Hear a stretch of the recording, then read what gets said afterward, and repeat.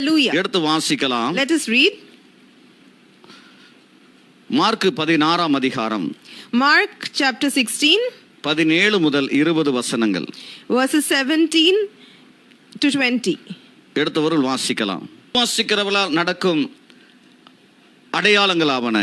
And these signs will follow those who believe. என் நாமத்தினாலே பிசாசுகளை துரத்துவார்கள். They will drive out demons in my name. நவமான பாஷைகளை பேசுவார்கள். They will speak in unknown tongues. சர்ப்பங்களை எடுப்பார்கள். They will take and trample serpents. சாவுக்கேதான ஏதுவான யாதொன்றை குடித்தாலும் அது அவர்களை சேதப்படுத்தாது. And nothing which causes death will harm them. வியாதியஸ்தர்கள் மேல் கைகளை வைப்பார்கள். And they will lay their hands on the sick. அப்பொழுது அவர்கள் சொஸ்தமாவார்கள் என்றார். And then they will be healed. இவ்விதமாய் like this way, கர்த்தர் அவர்களுடனே பேசின பின்பு when the Lord had spoken to them, பரலோகத்துக்கு எடுத்துக்கொள்ளப்பட்டு he was taken up to heaven. தேவனுடைய வலது பாரிசத்தில் உட்கார்ந்தார். And he sat on the right hand of the Father. Hallelujah. Hallelujah. நாட்கள் மிக முக்கியமான காரியத்தை நாம் தியானித்துக் கொண்டிருக்கிறோம். We have been looking at some important things for the past 3 days. கர்த்தர் நம்மோடு இடைப்பட்டு கொண்டிருக்கிறார். May the Lord is speaking to us. பரிசுத்த ஆவியானவர் நம்மை விசுவாசத்தில் கட்டி எழுப்பிக் கொண்டிருக்கிறார். And the Lord is building up our faith. நாம் என்ன செய்ய வேண்டும் என்பதை குறித்து கர்த்தர் நம்மோடு இடைபடுகிறார். And the Lord is speaking to us what we should do. இன்றைக்கு ஆண்டவராய் இயேசு கிறிஸ்து சீஷர்களிடத்தில் கடைசியாக அவர் பேசின காரியத்தை தான் நாம் பார்த்தோம். So now we are looking at the last thing the Lord spoke to his disciples before he was taken to heaven. அந்த சீஷர்களிடத்திலே அவர் எல்லாவற்றையும் செய்து அவர் சொல்லி முடித்த பிறகு பரலோகத்திலே போய் தேவனுடைய வலது பாரிசத்தில் போய் உட்கார்ந்தார் என்று நாம் பார்க்கிறோம். And so it's written that he committed all these things to his disciples and then he went up to heaven and he was seated at the right hand side of God. அவர் எப்படி பரலோகத்தில் வந்தாரோ, எந்த இடத்திலிருந்து வந்தாரோ, எந்த ஸ்தானத்திலிருந்து வந்தாரோ அதை இந்த பூமியிலே வந்து நிறைவேற்றி விட்டு அதே ஸ்தானத்துக்கு தான் அவர் திரும்பி போய் விட்டார். The position which the Lord Jesus Christ came from heaven and then he came to the earth and he fulfilled his work on the earth, and then when he was taken up again he went and assumed his position again. நன்றாக கவனிங்க. அவர் திரும்ப வந்து listen carefully, when he came, அவர் நம்மிடத்தில் கொடுத்த பொறுப்பை அவர் கண்டிப்பாக கணக்கு கேட்பார். when he comes again he will definitely ask account for the responsibility that he has given to us. அவர் வந்து நான் சிலுவையில மரித்து நான் உயிரோடு எழும்பி என்னுடைய பிதா கொடுத்த திட்டத்தை நிறைவேற்றி விட்டேன், என்னுடைய வேலை முடிந்து விட்டது என்று போகவில்லை. அவருடைய வேலை இன்னும் முடியவில்லை. அவருடைய வேலை இந்த தேசத்துக்குள்ளே இந்த உலகத்துக்குள்ளே இன்னும் அவர் மீண்டும் வரும் வரை அது நடந்து கொண்டே இருக்க வேண்டும். The Lord Jesus Christ did not say that I came and I was crucified and I have finished my work, but his work is not yet finished and still needs to be fulfilled through all of us, and still the work needs to be continued. ஆகவே அவர் கொடுத்த பொறுப்பை, the responsibility he has given us, நாம் அதை திரும்ப அவர் எப்படி செய்தாரோ அதே போல நாம் நிறைவேற்ற வேண்டும். so we should fulfill that responsibility the way he did it on this earth. கர்த்தர் உங்களை ஆசீர்வதிப்பாராக. May God bless you. இன்றைக்கு ஒரு விசேஷித்த காரியத்தை நாம் கற்றுக்கொள்ள போகிறோம். Now we are going to learn about an important thing today. பரிசுத்த ஆவியானவர் உங்களோடு இடைபடுவாராக. May the Lord speak to you. இந்த வரங்கள் எதற்காக கொடுக்கப்பட்டது? For what are these gifts given to us? அவர் சொல்லக்கூடிய காரியத்தை பார்த்தீங்களா? விசுவாசிகளால் நடக்கக்கூடிய அற்புத அடையாளங்களை குறித்து பேசுகிறார். If you look at this passage, it says that the signs that follow those who believe. அவர் எப்படி பேசி இருக்கலாம்? He could have also said like this. பேதுருவை பார்த்து பேசி இருக்கலாம். He could have looked at Peter and said. அல்லது யோவானை பார்த்து பேசி இருக்கலாம். He could have looked at John and said, பேதுரு, Peter, ரொம்ப நல்லா என் கூட உதவி செஞ்ச, you've helped me a lot and supported ஆனா me, கடைசில என்ன காலவாரி விட்டுட்டு போயிட்ட. but in the last minute you denied me. ஆனா பாரு, ஒருத்தன் என் கூட இருந்தா என்ன காட்டி கொடுத்துட்டான். And one person was with me, but he also betrayed me. ஆனா நிறைய பேர் வந்து சாப்பாட்டுக்கு அலைஞ்சிட்டு இருந்தீங்க. And many of you were running away to find food. நீ என் கூட வரும்போதெல்லாம் நான் வேற மாதிரி உன்னை பார்த்துக்கிட்டு இருந்தேன். என்ன என்கிட்ட பணத்தை தேடி வந்த, குணத்தை தேடி வந்த, நிறைய காரியத்தை தேடி வந்தீங்க. சரி, ஓகே, என் கூட இருந்ததுக்கு நன்றின்னு சொல்லிட்டு போகாம. And he said that you have been with me all these days and I have looked after you, and he didn't say thank you for being with me for these days. அவர் என்ன சொல்லுகிறார் என்றால், what he said, நான் செய்த காரியத்தை நீங்க செய்ய போறீங்க.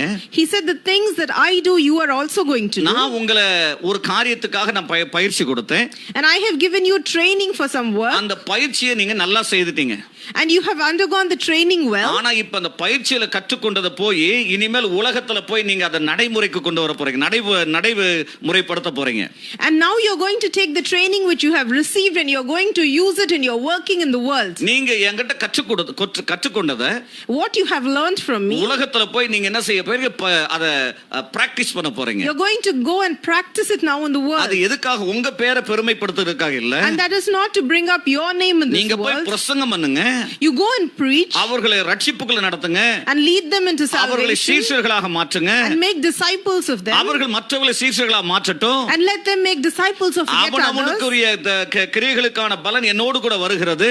And let all the strength for all these works come from me. தேவனுடைய சாயலில் படைக்கப்பட்ட ஒவ்வொரு ஆத்துமாவும் இன்றைக்கு அவர்கள் பாதுகாப்பாய் ஆண்டவருடைய சமூகத்தில் ரட்சிக்கப்பட்டவர்களாய் மாற வேண்டும் என்று விரும்புகிறதுனாலே அவர்களுக்காக அவர் சிந்தின அந்த பெரிய விலைக்கிரயத்தை நீங்கள் எடுத்துக்கொண்டு சுமந்து கொண்டு உலகத்துக்குள்ளே கடந்து போங்கள் என்றார். And because the Lord desires that each person who is made in his image is not lost but comes to heaven, that is why you should take the blood with the Lord Jesus Christ has shed for our sins and take it to the world.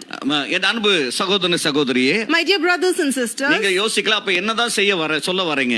you can think now what I'm trying to say. இன்றைக்கு நீங்கள் அதை தான் கற்றுக்கொள்ள போகிறீர்கள். Now you're going to learn about that. மிக முக்கியமான சத்தியத்தை நான் உங்களுக்கு கொண்டு வந்திருக்கிறேன். We are going to talk about a deep truth today. இப்பொழுது நாம் எடுத்துக்கொள்ளலாம் அப்போஸ்தலர் நடபடிகள் 2ஆம் அதிகாரம் 22ஆம் வசனத்தை எடுத்துக்கொள்ளலாம். அப்போஸ்தலர் நடபடிகள் We are going to look at Acts chapter 2 2ஆம் அதிகாரம் 22வது வசனம். verse 22. நான் வாசிக்கிறேன், நீங்கள் கவனமாக கேளுங்கள். I'm going to read. இஸ்ரவேலரே, Fellow Israelites, நான் சொல்லும் வார்த்தைகளை கேளுங்கள். listen to this. யார் பேசுகிறது? Who's speaking? பேதுரு பேசிக் கொண்டிருக்கிறார். Peter is speaking. பேதுருக்கு அந்த கடைசி நாட்களில் நடந்த அற்புத அடையாளங்களை அவர்கள் அந்த செய்யும்படியான அபிஷேகத்தை பெற்றுக்கொண்ட பிறகு அங்கே பயந்தாங்கொல்லியாக அவர்கள் பயந்து போய் ஒளிந்து கொண்டிருந்த சீஷர்கள் எல்லாம் பரிசுத்த ஆவியானுடைய அபிஷேகத்தை பெற்றுக்கொண்டவுடனே சீரும் சிங்கங்களாக மாறிவிட்டார்கள். And all these disciples, including Peter, they were so afraid and they were so cowardly, but when they received the anointing of the Holy Spirit to do signs and wonders, they became bold as lions and went and preached the word of God. இயேசு கிறிஸ்துவை கைது செய்யும்படியாக அவரை சிலுவையில் அறையும்படியாக அந்த அவர்கள் சேவகர்கள் வந்து பிடித்துக்கொண்டு போகும்போது அவர்கள் எல்லாம் இந்த சீஷர்கள் எங்க போனாங்கன்னே தெரியல. எல்லாரும் ஆளக்கா துண்டக்கான துணியக்கான ஓடிட்டான். But when the soldiers had come to capture Jesus, all the disciples, we don't even know where they were, they all ran away and hid. இயேசு கிறிஸ்து மாத்திரம் அங்க இருக்கிறாரு. Only Jesus was left. ஆண்டவர் கேக்குறாரு, நீங்க யாரப்பா தேட வந்தீங்க? And the Lord Jesus Christ is saying, whom have you come to search for? இயேசு கிறிஸ்துவை தேடிட்டு இருக்கோம். And they said, we have come to search for Jesus. அவர் சொல்றார், நான் தான் இயேசு கிறிஸ்து. And he said, I am Jesus. இதுவே வேற ஒரு தலைவரா இருந்தா அவங்க ஓடி போயிட்டார் இயேசு அப்படின்னு சொல்லி ஏமாத்தி இருப்பாங்க. If it was another leader, they would have said that Jesus has ran away, and so they would have deceived the soldiers. உடனே அவரை கைது செய்து அவரை அழைத்து கொண்டு போகிறார்கள். So immediately they took him captive and they took him away. சீஷர்கள் எல்லாம் தூரத்துல ஒளிஞ்சு கொண்டு பார்த்துக்கிட்டு இருக்காங்க. And all the disciples were looking from afar. அவரை சிலுவையில் அறைக்குவதற்கு முன்பாக இரவெல்லாம் அடிக்கப்படுகிற இடத்துல அங்க போய் வேடிக்கை பார்க்கிறதை போல ஒரு மனிதனை போல போய் இந்த பேதுரு ஒளிந்து கொண்டு பார்த்து கொண்டிருக்கிறார். And Peter went to the area where they were beating him the whole night, and he just acted like a spectator and quietly watched in that area. நல்ல கவனிங்க, விட்டுட்டு ஓடினாலும் அந்த உள்ளத்துல இருக்கக்கூடிய அந்த அழைப்பு அவர்களை ஆண்டவருக்குள்ள இழுத்து கொண்டே இருக்கிறது. Listen carefully. Even though they had ran away and they had hidden, the calling which was inside them, that just drew them to Jesus again. அந்த இடத்துல வேற எந்த சீஷரும் இருக்கிறதா காட்டல, ஆனா பேதுரு மட்டும் போய் பார்த்துக்கிட்டு இருக்கிறார். In that area they have not said whether any other disciple was there, but Peter was there and he was waiting. ஆனால் அங்க இருக்கக்கூடிய ஒரு ஸ்திரீக்கு முன்பாக இவர் மறுதலித்தார். But in front of a woman who asked about Jesus, he denied Jesus. ஆனாலும் இயேசு கிறிஸ்து இந்த பூமியிலே அவர் பரலோகத்துக்கு ஏறுவதற்கு முன்பாக அவர்களை தரிசித்து அவர்களோடு அவர்கள் செய்ய வேண்டிய பணியை ஒப்புக் கொடுக்கும் போது இதையெல்லாம் கவனமாய் கேட்டுக்கொண்டிருந்த எல்லா சீஷர்களும் கேட்டுக்கொண்டிருந்தார்கள்.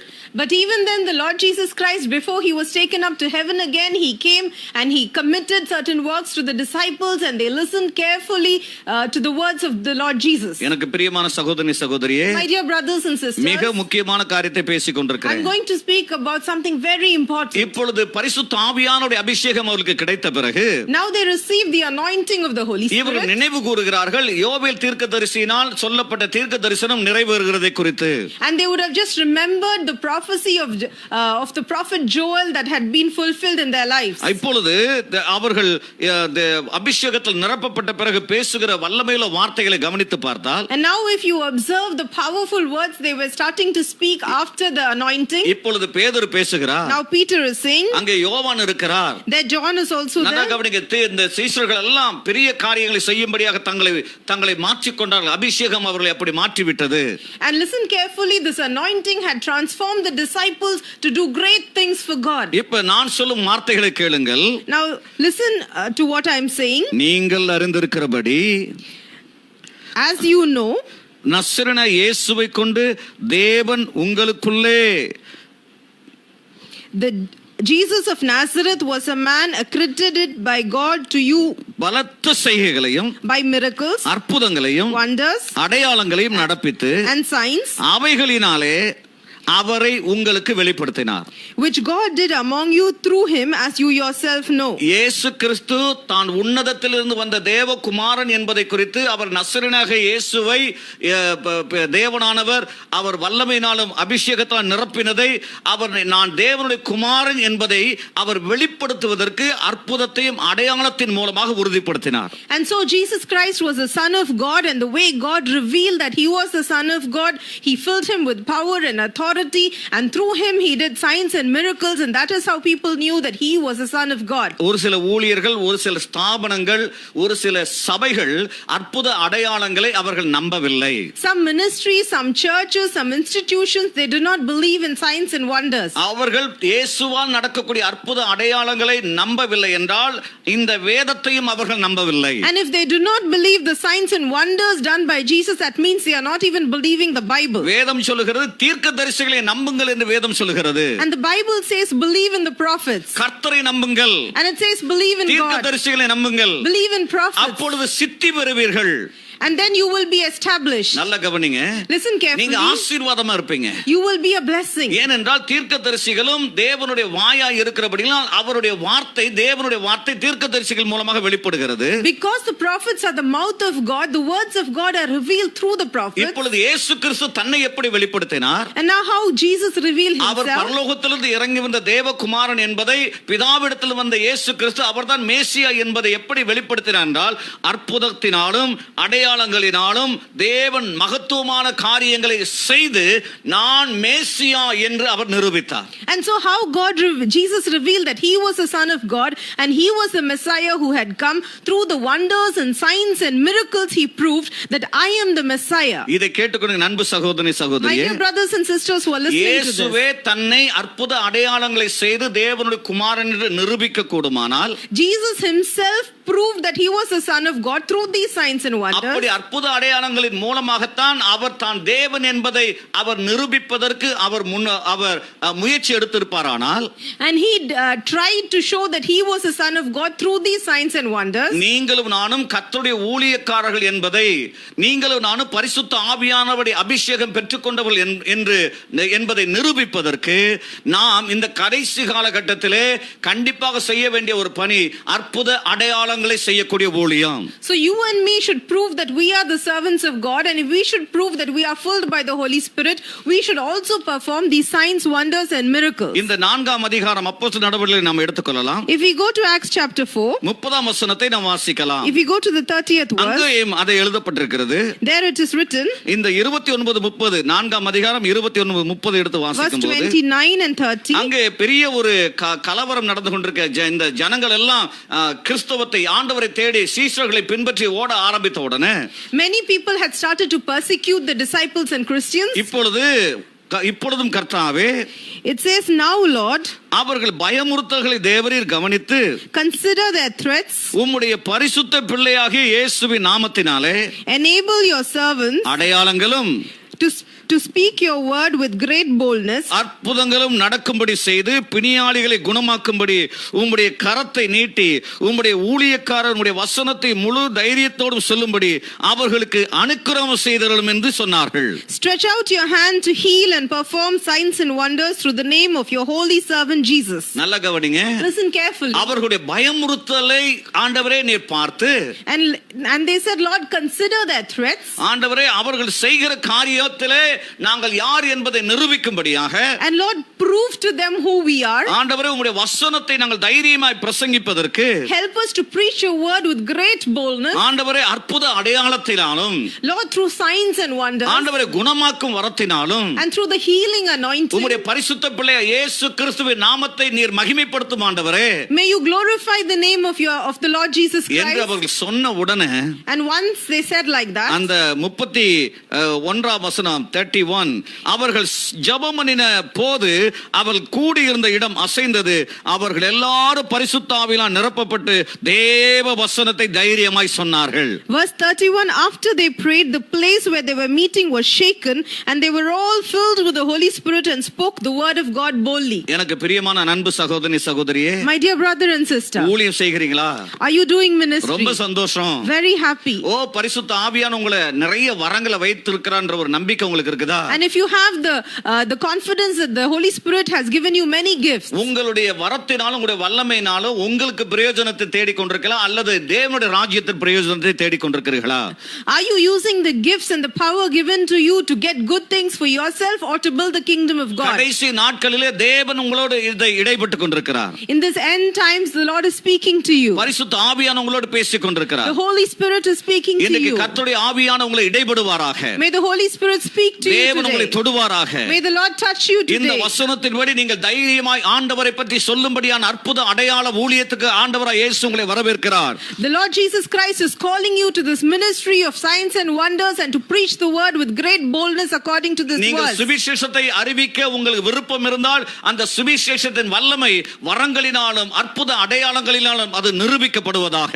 And if you desire to preach the gospel of the Lord, then may the gospel be established through signs and wonders. எனக்கு பிரியமான அன்பு சகோதரனே, My dear brothers, உங்க ஒவ்வொருவரை கர்த்தர் பயன்படுத்த விரும்புகிறார். the Lord is choosing to work and use all of you. எடுத்து வாசிக்கலாம். Let us read அப்போஸ்தலர் நடவடிக்கைகள் 10 அதிகாரம் Acts chapter 10 38வது வசனம் சொல்கிறது, verse 38. நசரேயனாகிய இயேசுவை தேவன் பரிசுத்த ஆவியினாலும் வல்லமையினாலும் அபிஷேகம் பண்ணினார். தேவன் அவருடனே கூட இருந்தபடியினால், நல்ல கவனிங்க, நசரேயனாகிய இயேசுவை தேவன் பரிசுத்த ஆவியினாலும் வல்லமையினாலும் அபிஷேகம் பண்ணினார்.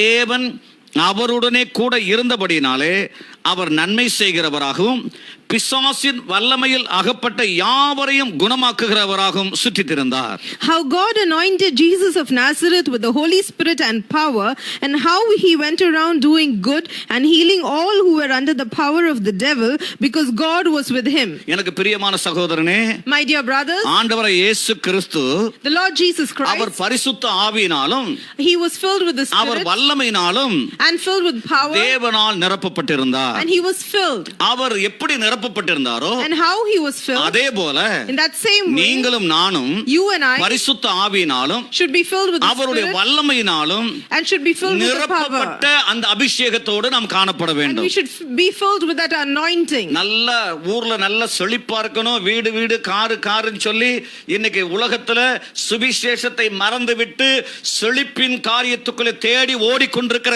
சபையே, அதை நாடிக்கொண்டிருக்கிற விசுவாசியே, அதை பிரசங்கித்துக் கொண்டிருக்கிற ஒவ்வொரு ஊழியக்காரர்களே, இந்த வசனத்தின்படி தேவன் நமக்கு கொடுத்திருக்கிற மிகப்பெரிய அபிஷேகமும் அந்த வல்லமையும் எதுவென்றால் நாம் சுவிசேஷத்தை தேசங்களுக்குள்ளே நாம் பிரசங்கிக்க வேண்டும் என்பது இந்த கடைசி காலத்தின் கட்டாயமாய் காணப்படுகிறது.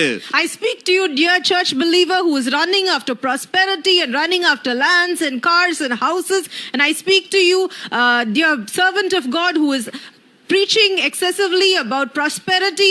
I tell you that in these last times the responsibility that God has given to us is to preach the gospel in all the world. என்றைக்கு உலகத்தை சபைக்குள்ளே போதகர்கள் பேச ஆரம்பித்தார்களோ அன்றைக்கு ஜனங்கள் எல்லாம் தரிகட்டு போய் உலகத்திலே அவர்கள் நிரந்தரமாய் வாழும்படியாக முயற்சி செய்து கொண்டிருக்கிறார்கள். The moment servants of God started speaking more about the world, and the world started entering the church, and all the church believers started searching for the things of the world. இதையெல்லாம் சரி பண்ற செய்வதற்கு தான் இப்ப ஆண்டவர் உள்ள உட்கார வைத்து நமக்கு போதித்துக் கொண்டிருக்கிறார். And to make all these things right now, the Lord is making us sit down in our own houses and He is teaching us these things. நன்றா கவனிங்க, நான் செழிப்புக்கு விரோதமாய் நான் பேசவில்லை. I am not against prosperity. இந்த உலகத்தில் நாம் நன்றாக ஆசீர்வாதமாக இருக்க வேண்டும் என்பது உண்மைதான். It is true that we should be a blessing in this world. ஆனால் நிரந்தரமாக உலகத்திலே இருக்கக்கூடிய முயற்சிகளை செய்து கொண்டிருக்க கூடாது. But we should not try to permanently be established in this world தேவன் alone. நமக்கு கொடுத்திருக்கிற அந்த மகிமையான அந்த வல்லமை வரங்களை நாம் செயல்படுத்த வேண்டும். And we should use the great gifts and power that the Lord has given to us. நான் ஒரு கேள்வி உங்களை பார்த்து கேட்கிறேன். I want to look at you and ask a question என்னுடைய today. மனைவி இங்க இருக்காங்க. My wife is here. இவங்க ஒரு doctor. She is a doctor. இவங்க போய் ஒரு பேஷண்ட்க்கு ஜெபம் பண்ண போறாங்கன்னு வெச்சீங்க. And suppose she is going to go and pray for a patient. அவருக்கு உயிர் இழுத்துக்கிட்டு இருக்குது. And he is almost dying.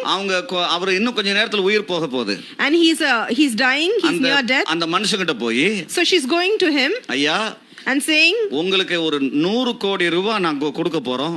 If she says, dear brother, I'm going to give you 100 crores. நீங்க அதை வாங்கிக்கங்க, நீங்க ஆசீர்வாதமா இருப்பீங்க.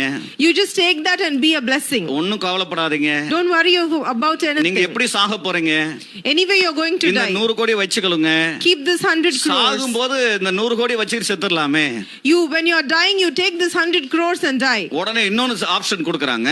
And then one more option is there. எனக்கு ஒரே ஒரு இன்ஜெக்ஷன் இருக்குது. I have only one injection. அத உங்களுக்கு நான் கொடுத்தேன்னா, if I give you that injection, உங்களுடைய சரீரத்துல சுகம் வந்துரும்.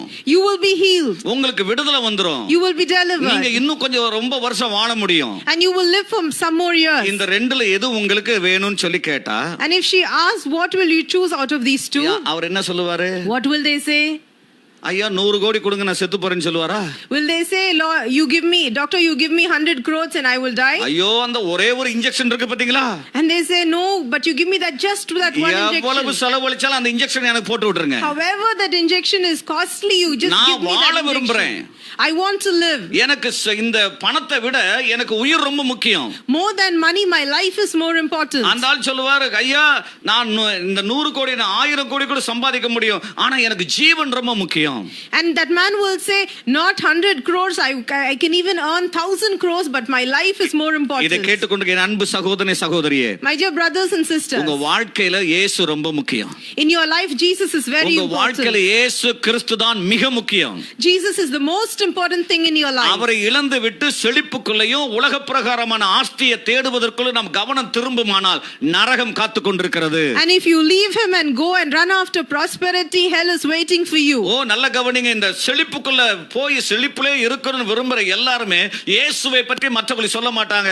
நீங்க உலகத்தில் நல்லா இருக்கலாம், நீங்க அப்படியே ஜோடி பார்க்கலாம், ரொம்ப நல்லா இருக்கலாம்னு சொல்லி அதவே பேசிக் கொண்டிருப்பாங்க. Those who are chasing much after prosperity, they will not tell other people about Jesus. They will always talk about how they are prosperous and how they are well established in this world. நல்ல கவனித்துக் கொள்ளுங்க.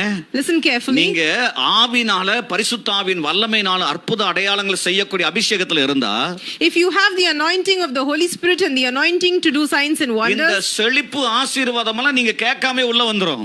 This prosperity and luxury, you don't have to ask for it, it will anyway come to you. ஆனா அந்த வரங்கள் வல்லமையை நீங்க செயல்படுத்தும் போது ஆத்துமாக்களை நீங்க பரலோகத்துக்கு கொண்டு போகலாம். But when you use the gifts and the power given by God to you, you can take many lost souls to heaven. இந்த இதைதான் பரிசுத்த பவுல் சொல்லுகிறார், சுவிசேஷத்தை நான் பிரசங்கிக்காமல் இருந்தால் அது எனக்கு ஐயோ என்று சொல்லுகிறார். This is what Paul says, woe to me if I do not preach the gospel. ஆகவே தான் எங்களுடைய இந்த வல்லமை முகாமின் மூலமாக ஒவ்வொருவரையும் வல்லமை உள்ள ஊழியர்களாய், வல்லமை உள்ள விசுவாசிகளாய் மாற்ற வேண்டும் என்று சொல்லி தேவன் கொடுத்த தரிசனத்தை நாங்கள் நிறைவேற்றிக் கொண்டிருக்கிறோம். And that is why we are fulfilling the vision God gave to us, that through this power camp all the people should become people filled with the power and believers filled with power and servants of God filled with power. அபிஷேகம் மிகவும் முக்கியம். Anointing is very important. அபிஷேகம் இல்லாதபடி எதை நம்ம செஞ்சிர முடியாது. Without the anointing we cannot do anything. நான் உங்களுக்கு ஒரு காரியத்தை நான் திரும்ப சொல்லிக் கொடுக்க விரும்புகிறேன். I want to tell you of one more thing. மிக முக்கியமான பகுதி. It's a very important part. இது உங்களுக்கு மிக உபயோகமா இருக்கும். And it will be very useful for you.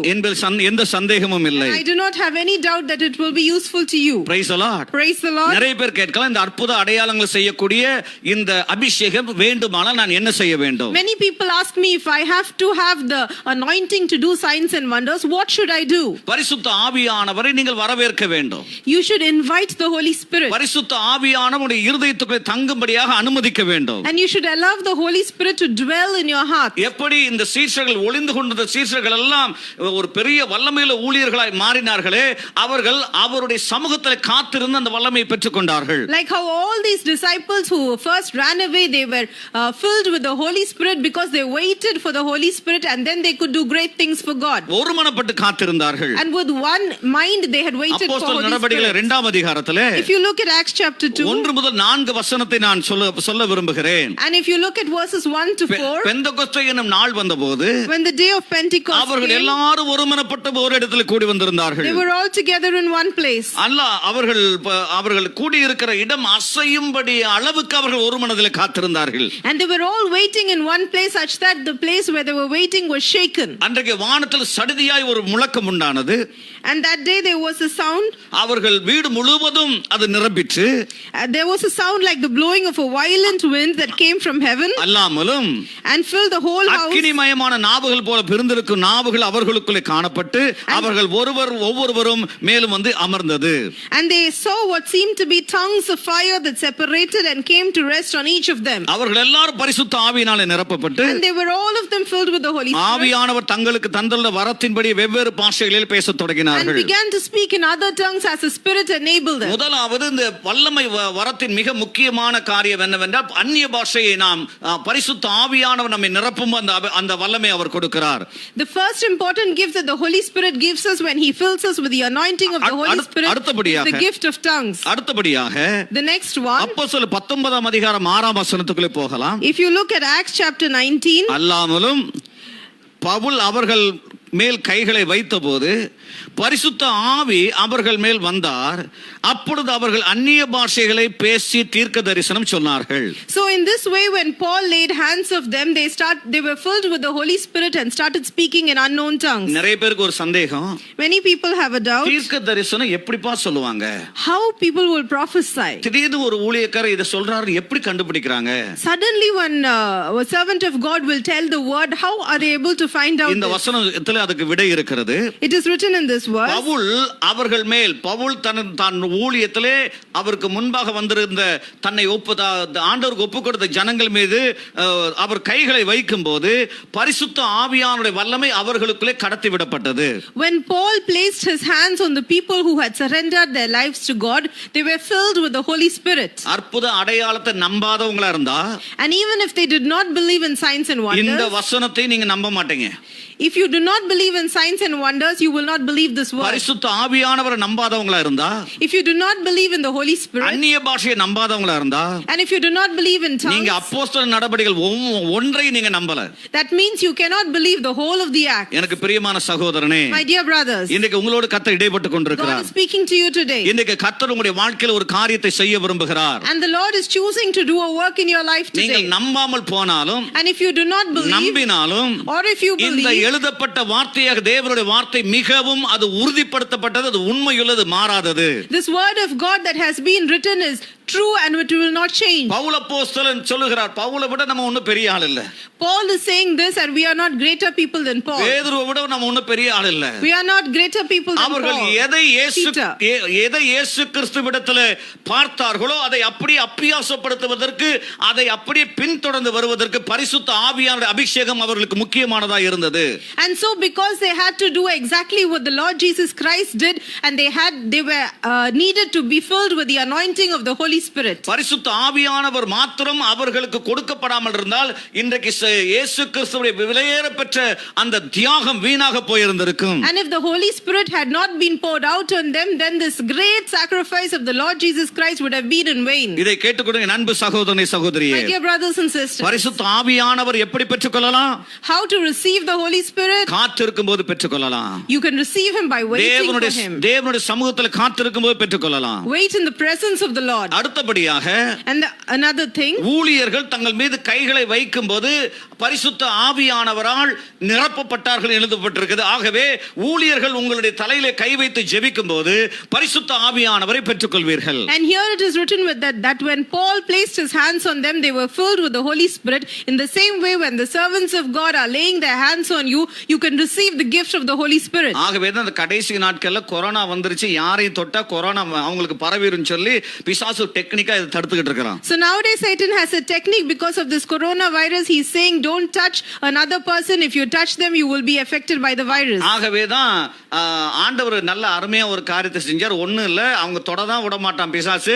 நீ வீட்ல உட்கார்ந்து காத்துரு, நான் அதை உன்னை நிரப்புவேன் என்று உட்கார வைத்து விட்டார். And so the Lord Jesus Christ has said to us, don't worry if he is asking you not to touch each other, just sit inside your house and wait for me and I will fill you. அந்நிய பாஷை எதற்காக கொடுக்கப்படுகிறது? Why is the gift of tongues given? அவன் ஆவியினாலே ரகசியங்களை பேசுகிறான். So that they can speak mysteries in the spirit. பரிசுத்த ஆவியானவருடைய மகிமையான அந்த வல்லமையை அவர்கள் பெற்றுக்கொண்ட உடனே, when they received the power of the Holy Spirit, அவர்கள் என்ன செய்கிறார்கள் சொன்னால், you know what they did? தங்களுக்கு அறியாமலேயே, without them knowing, அல்லது தேவன் வெளிப்படுத்துதல் மூலமாகவே, and because of the revelation of God, ஆவிக்குரிய மண்டலத்திலும் இந்த இயற்கை மண்டலத்திலும் ஏதோ ஒரு காரியத்தை பரிசுத்த ஆவியானவர் செய்யும்படியாக இவர்கள் அந்நிய பாஷையிலே பேசுகிறார்கள். and the Lord wanted them to do something in the natural realm and in the spiritual realm, and because of this he made them speak in tongues. அது மாத்திரமல்ல, not only that, 1 கொரிந்தியர் 14 அதிகாரம் 4 வசனத்தின்படி, if you look at 1 Corinthians chapter 14 verse 4, அந்நிய பாஷையிலே பேசுகிறவன், he who speaks in an unknown tongue, தனக்கே பக்தி விருத்தி உண்டாகும்படியாக பேசுகிறான். edifies himself. அவர் தன்னை பக்தி குறைஞ்சு போகாம இருப்பதற்காக, பக்தியிலே நிலைத்திருக்கும்படியாக அதிகமாய் அந்நிய பாஷை பேசுகிறான். And he edifies himself so that his faith will be established and increased. இந்த அந்நிய பாஷைக்கு அடுத்த லெவல் என்னவென்றால் தீர்க்க தரிசனம் சொல்லுகிறது. And the next level from tongues is to prophesy. வேதம் சொல்லுகிறது தீர்க்க தரிசனம் சொல்லுகிறவனோ, and the word says that the person who prophesies சபைக்கு பக்தி விருத்தி உண்டாகும்படியாக பேசுகிறான். edifies the church. அந்நிய பாஷை நமக்கு பக்தி விருத்தி உண்டாக, tongues will edify us. நம்ம அதிகமாய் பக்தி விருத்தி உண்டாகக்கூடிய அந்நிய பாஷை பேசக்கூடிய குடும்பமாகவோ அந்நிய பாஷை பேசக்கூடிய சபையாகவோ இருந்தா அந்த சபைக்குள்ளே பக்தி விருத்தி உண்டாகக்கூடிய தீர்க்க தரிசன வரம் செயல்பட ஆரம்பிக்கும். and if you are a church or a family who speaks a lot in tongues and you are edifying yourself completely, then from that church and from that family prophecy will come. அதன் பிறகு, and after that, பரிசுத்த ஆவியானவர் கொடுக்கக்கூடிய வல்லமை வரங்களும் அபிஷேகத்தின் மூலமாக அது செயல்பட ஆரம்பிக்கிறது. and after that all the gifts that the Holy Spirit is giving you and the power that the Holy Spirit is giving you will start to manifest. இந்த அபிஷேகம் நமக்கு எதற்காக தேவன் கொடுத்தார்? why has God given us this anointing? மிக முக்கியமான பகுதிக்குள்ளே நாம் கடந்து போக போகிறோம். we are going to an important section. வேதம் சொல்லுகிறது, the word of God says, வேதம் தெளிவாக எழுதப்பட்டிருக்கிறது, the word of God is saying, சுவிசேஷம் என்பது, evangelism, அதாவது gospel என்பது, gospel, இந்த அறியப்படாத இயேசுவை அறியப்படாத ஜனங்களுக்கு உங்களை காப்பாற்ற, உங்களை ரட்சிக்க, உங்களுக்கு பரலோகத்துக்கு உங்களுக்கு அனுமதியை கொடுக்கக்கூடிய ஒரு தெய்வம் உண்டு. அவர்தான் இயேசு கிறிஸ்து என்கிற அந்த வார்த்தையை கொண்டு போய் சொல்லும்படியான அதுதான் சுவிசேஷம். gospel is there to reach the lost and to tell them that you are protected and that you have to go to heaven and there is a God who has come down from heaven for you to seek you and to save you. அது மாத்திரமல்ல, and not only that, உலகத்திற்கு ஜனங்கள் எல்லாம் பயந்து கிடக்கிறார்கள். all the people in the world are now in fear. இப்ப உலகத்திற்கு ஜனங்களுக்கு இந்த பயத்தை தெளிவிக்கும்படியா ஒரு வார்த்தை பேசப்படுகிறது. and now a word has been spoken to us to remove our fear. அந்த வார்த்தை தான் சுவிசேஷ வார்த்தை. அதுதான் ஜனங்களுக்குள்ளே உயிர்மீட்சி உண்டாக்கக்கூடிய வார்த்தை. and this word is the gospel and this is what is going to give us new life. அது என்ன வார்த்தை என்றால் தேவன் உங்களை நேசிக்கிறார் என்பதுதான் அந்த வார்த்தை. and this word says that the Lord loves you.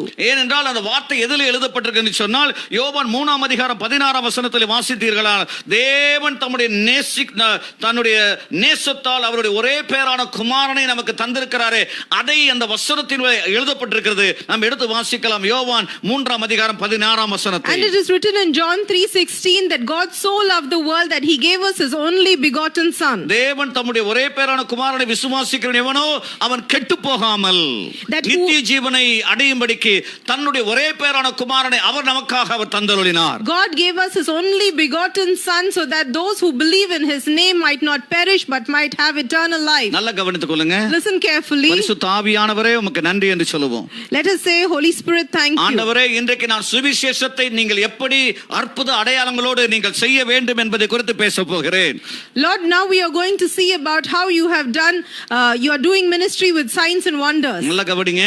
Listen என் அன்பு carefully. சகோதரி சகோதரியே, My dear brothers and நீங்கள் sisters, சுவிசேஷத்தின் பாரம் உங்களுக்குள்ளே காணப்படுமானால், if you have the burden for the gospel, ஆண்டவருக்காக எதையாவது செய்ய வேண்டும், சாதிக்க வேண்டும் என்கிற நினைப்பு உங்களுக்குள்ளே காணப்படுமானால், and if you want to do something for God, இந்த வார்த்தைகளை கவனமாய் கேளுங்கள். listen carefully to these words. சுவிசேஷத்தை பிரசங்கிப்பது நம்ம மீது விழுந்த கடமை. The responsibility to preach the gospel is on us. தேவன் எப்படி நம்மை அன்பு கூர்ந்தார் என்பதை சிலுவையின் மூலமாக நமக்கு வெளிப்படுத்தினார். The Lord showed us how He loved us through the cross. அதை அறியாத ஜனங்களுக்கு இயேசு கிறிஸ்துவின் அன்பை சுமந்து கொண்டு போகிறது தான் சுவிசேஷம். And you have to take the love of Jesus and show it to people who do not know about Him, and that is the gospel. இப்ப சுவிசேஷத்தை போய் நம்ம எப்படி சொல்லணும்? So how we should tell the gospel? இன்னைக்கு எல்லாரும் சுவிசேஷம் வேற மாதிரி சொல்றாங்க. Nowadays everybody is telling the gospel in a different way. They are saying you will go to நீ hell, தேற மாட்ட, you will not, நீ பாவி, you are a sinner, நீ விக்கிரகத்தை வணங்கிட்டு இருக்கற, you are bowing down to an idol, நீ வேற காரியத்தை செஞ்சிட்டு இருக்கற, and you are doing many wrong நீ things, நாசமா போவ, you will definitely be இப்படி எல்லாம் destroyed. பேசிக் கொண்டிருக்கிறார்கள். Like this we are going and telling other people. இவைகள் எல்லாமே நல்ல செய்தி அல்ல. All these are not good news. நல்ல செய்தி எதுவென்றால், You know what is good news? இயேசு உங்களை நேசிக்கிறார் என்பது நல்ல செய்தி. Jesus loves you, that is good news. அவர் அதற்காக தான் பரலோகத்தில் நம்மை நேசிக்கிறதை காண்பிக்கும்படியாக வெளியே நம்மை தேடி வந்தார். And He came down from heaven to seek us, to show us that He இப்ப loves us. நம்ம போய் சொல்ல வேண்டியது, And now what we should say, அந்த இயேசு கிறிஸ்துவின் அன்பை சுமந்து கொண்டு போகணும். and we should carry the love of Christ and go to the people. இன்னைக்கு நிறைய பேர் சுவிசேஷத்துல செழிப்பை கொண்டு போய் நிறுத்தி கடைசியில் இயேசு கிறிஸ்துக்கு வந்தா நிறைய பணம் கிடைக்கணும் வந்து பார்த்தாங்க, கிடைக்கல, திரும்ப வந்த வழிக்கே போயிட்டாங்க. And many people listening to this doctrine of prosperity have come to Jesus thinking that if they come to Jesus they will get a lot of money, and when that did not happen they have left the way and gone back. நான் சொல்றேன், செழிப்பின் உபதேசம் நல்லதுதான். I say the prosperity gospel is also ஆனா good. மிக முக்கியமானது ஆவிக்குரிய செழிப்பு சுவிசேஷத்தின் மூலமாக வருகிறது. But the most important thing is the prosperity of the spiritual prosperity which comes through the gospel. இப்ப அபிஷேகத்தை நிரப்பின சுவிசேஷ ஊழியர் அந்த அப்போஸ்தலர்கள், Now the apostles who were filled with the anointing, வல்லமையினாலும் அற்புத அடையாளங்களை செய்யக்கூடிய அபிஷேகத்தை சுமந்து கொண்டு they had carried the anointing to do and the power to do signs and wonders. இயேசு தனக்கு எதை கற்றுக் கொடுத்தாரோ, எதை செய்யும்படியாக சொல்லிவிட்டு போனாரோ அதை நிறைவேற்றும்படியாக உலகம் முழுவதும் அவர்கள் கடந்து போனார்கள். So they went all over the world and fulfilled the responsibility which Jesus had given them. அந்த போகக்கூடிய இடத்தின் கலாச்சாரம் தெரியாது. And they do not know the culture of the places where they went அவர்களுக்கு to. என்ன சம்பவிக்கும் என்பதை குறித்து தெரியாது. And they don't know what will happen to them. தேவன் அவர்கள் வெளிப்படுத்தின காரியத்தை சுமந்து கொண்டு அவர்கள் கடந்து போனார்கள். But they took the things that the Lord had revealed to them and they carried them in their hearts and they went forth. அவர்கள் எப்படி போனாங்க தெரியுமா? You know how they went? மனதுருக்கத்தோடு போனார்கள். They went with great boldness and firmness of mind, compassion. மனதுருக்கத்தோடு போனார்கள். Excuse me, they went with compassion. அவர்கள் மனதுருக்கத்தோடு போகும்போது, And when they went with compassion, ஏன் அந்த மனதுருக்கம் வந்துச்சு? why that compassion came? அவர்களை அனுப்பின இயேசு கிறிஸ்துவுக்கு மனதுருக்கம் இருந்துச்சு. Because Jesus had compassion. மத்தேயு 8ஆம் அதிகாரத்தில் நீங்க வாசித்து பார்த்தீர்களானால் கிட்டத்தட்ட 36வது வசனத்துல எழுதப்பட்டிருக்கிறது, அவர்கள் இயேசு ஜனங்களை பார்த்து மனதுருகினார். And it's written in Matthew chapter 8 that Jesus saw the people and had compassion on them. மன்னிக்க 9ஆம் அதிகாரம் 36வது வசனம். Sorry, it's chapter 9 verse 36. அதே போல லூக்கா 19ஆம் அதிகாரம் 41வது வசனத்துல எருசலேமை பார்த்து கண்ணீர் விட்டார். And it's written in Luke chapter 9 that he looked at Jerusalem and he had tears in his eyes. ஏனென்றால் அவருக்கு என்ன நடக்க போகிறது என்பது முன்பாக அறிந்திருந்தனால் அழிந்து போகிற ஜனங்களை குறித்து மிகவும் வேதனைப்பட்டார் இயேசு கிறிஸ்து. And because he knew what was going to happen to him, he was greatly distressed in his heart about the lost people. இப்பொழுது இருக்க சுவிசேஷம் என்ன நடக்குது? Now are we taking the gospel? உள்ளதிலே பெஸ்ட் Dress-ஆ போட்டு தான் சுவிசேஷம் சொல்றோம். Nowadays we are wearing the best dress and then only telling the gospel. அங்க அழிந்து போகிற அழுகி கிடக்கக்கூடிய ஜனங்களை அழுகி அழுது கொண்டிருக்கக்கூடிய ஜனங்களை கூட போய் பார்க்க முடியல. We are not able to go and see the people who are crying and who are being destroyed. மரணத்தை நோக்கி ஓடிக்கொண்டிருக்கிற ஜனங்களை பார்த்து ஒரு பரிதாப உணர்வு இல்ல. And we are not having this burden in our heart when we are seeing people who are going towards death. இன்னைக்கு இந்த ஊழியத்துக்கு போனா என்ன கிடைக்கும் என்பதை குறித்து இன்றைக்கு சுவிசேஷ ஊழியங்கள தலைகள மாறிடுச்சு. Nowadays the gospel has turned upside down because we are only thinking if we go and preach the gospel what will we get? இயேசு கிறிஸ்து மனதுருக்கத்தோடு போனார். The Lord Jesus Christ went with compassion. உங்களையும் என்னையும் மனதுருக்கத்தோடு போகும்படியாக வற்புறுத்துகிறார். And he's asking you and me to go with compassion. ஏனென்றால் நம்முடைய விதையை கண்ணீரோடு விதைக்கும்போது நாம் கெம்பீரமாய் அறுக்க முடியும். Because if you sow with tears you will reap with joy. அதன் பிறகு ஆண்டவராய் இயேசு கிறிஸ்து சீஷர்களிடத்தில் சொன்னார். And so the Lord Jesus Christ said to his நீங்க disciples, போகும்போது ஜெபத்தோட போங்கன்னார். when you go with prayer. எப்படி போனார் அவரும்? How did he also go? அவர் ஜெபத்தோடு ஜனங்களை சந்தித்தார். He went and he approached the people with prayer. அந்த ஜெபத்தின் மூலமாக தான் அவர்கள் வாங்கி இருக்கக்கூடிய அந்த வல்லமையும் அந்த வரங்களும் அது எப்பொழுதுமே அது முழுமையாக அவர்களிடத்தில் செயல்படும். And through the power through prayer the power and the anointing and the signs and miracles he had received, it used to be manifested only through prayer. என்னைக்கோ பெற்றுக்கொண்ட அபிஷேகத்தை வைத்து இன்னைக்கு வரைக்கும் நம்முடைய வாகனத்தை ஓட்டிக் கொண்டிருக்க முடியாது. You cannot continue to drive your vehicle with the anointing you got many years back. என்னைக்கோ போட்ட petrol. It is a petrol which you have put many days back. நம்ம வண்டியை ஓட்டிக்கிட்டே இருக்கிறோம். And the vehicle you are continuing to drive. அது காலியானதும் தெரியல. And you don't know that your tank is empty. நல்ல speedo போன வண்டி இப்ப தள்ளு வண்டி ஆயிருச்சு. And the vehicle which has to go very fast has now become a vehicle which you have to push and take it forward. அதே போலதான் in that same way அபிஷேகத்தை பெற்றுக்கொண்டவர்கள் தினந்தோறும் அந்த அபிஷேகத்தை காத்துக்கொள்ளும்படி ஜெப வாழ்க்கையில காணப்பட வேண்டும். And so the people who have received the anointing of the Holy Spirit should renew their anointing day by day and wait in prayer. எதுக்காக ஜெபிக்கணும்? Why should we pray? எதுக்காக நம்ம அதிகமாய் ஜெபிக்கணும்? For what we should pray? நமக்கு தேவன் கொடுத்திருக்கிற மிக முக்கியமான அந்த அபிஷேகத்தை நாம் காத்துக்கொள்ளும்படியாக, so that we can protect the most important and glorious anointing that the Lord has given us. நம்ம அதிகமாய் ஜெபிக்க as we pray more and more, தேவ பிரசன்னத்தினால் நிரம்பினவர்களாய் நாம் காணப்படுவோம். we are people who will be filled with the presence of God. யோவான் 15ஆம் அதிகாரத்தில் நீங்க பார்த்தீங்கன்னா இயேசு தனிமையாக ஜெபிக்க கற்றுக் கொடுத்தார், ஜெபித்தார். அவர் வனாந்தரத்தில் ஜெபித்தார், தனிமையாய் மலையில போய் ஜெபித்தார். If you see in John chapter 15 it is written how Jesus went alone to pray. He went into the wilderness to pray. He went on top of a mountain to pray, and so he taught us. அந்த 15ஆம் அதிகாரத்தை நீங்க வாசித்து பார்த்தால் நீங்க ஆண்டவரை இயேசு சொல்கிறார், என்னை அன்றி உங்களால் ஒன்றும் செய்ய முடியாதுப்பா. If you see in John chapter 15 the Lord Jesus Christ is saying, without me you can do nothing. நீங்க என்னோடு எப்பொழுது இணைஞ்சிருங்க. Always remain in me. நீங்க இணைஞ்சிருக்காம தனியா கட் பண்ணப்பட்டிருந்தா அந்த கொடியிலிருந்து செடியிலிருந்து கட் பண்ணப்பட்ட அந்த அந்த அந்த கொடியை போல அது சீக்கிரமாய் காய்ந்து அது தீந்து அது வாடி போகும். அது அக்கினியில எரிப்பதற்கு அது உதவ அது அப்படி மாறிவிடும். If you are not abiding in me, you will be like a branch that has been cut off and separated from the vine, and that branch will just dry up and die, and it will be useful for nothing but putting into the fire. முதலாவது ஒரு காரியம், one thing, நீங்க போகும்போது மனதுருக்கத்தோடு போங்க.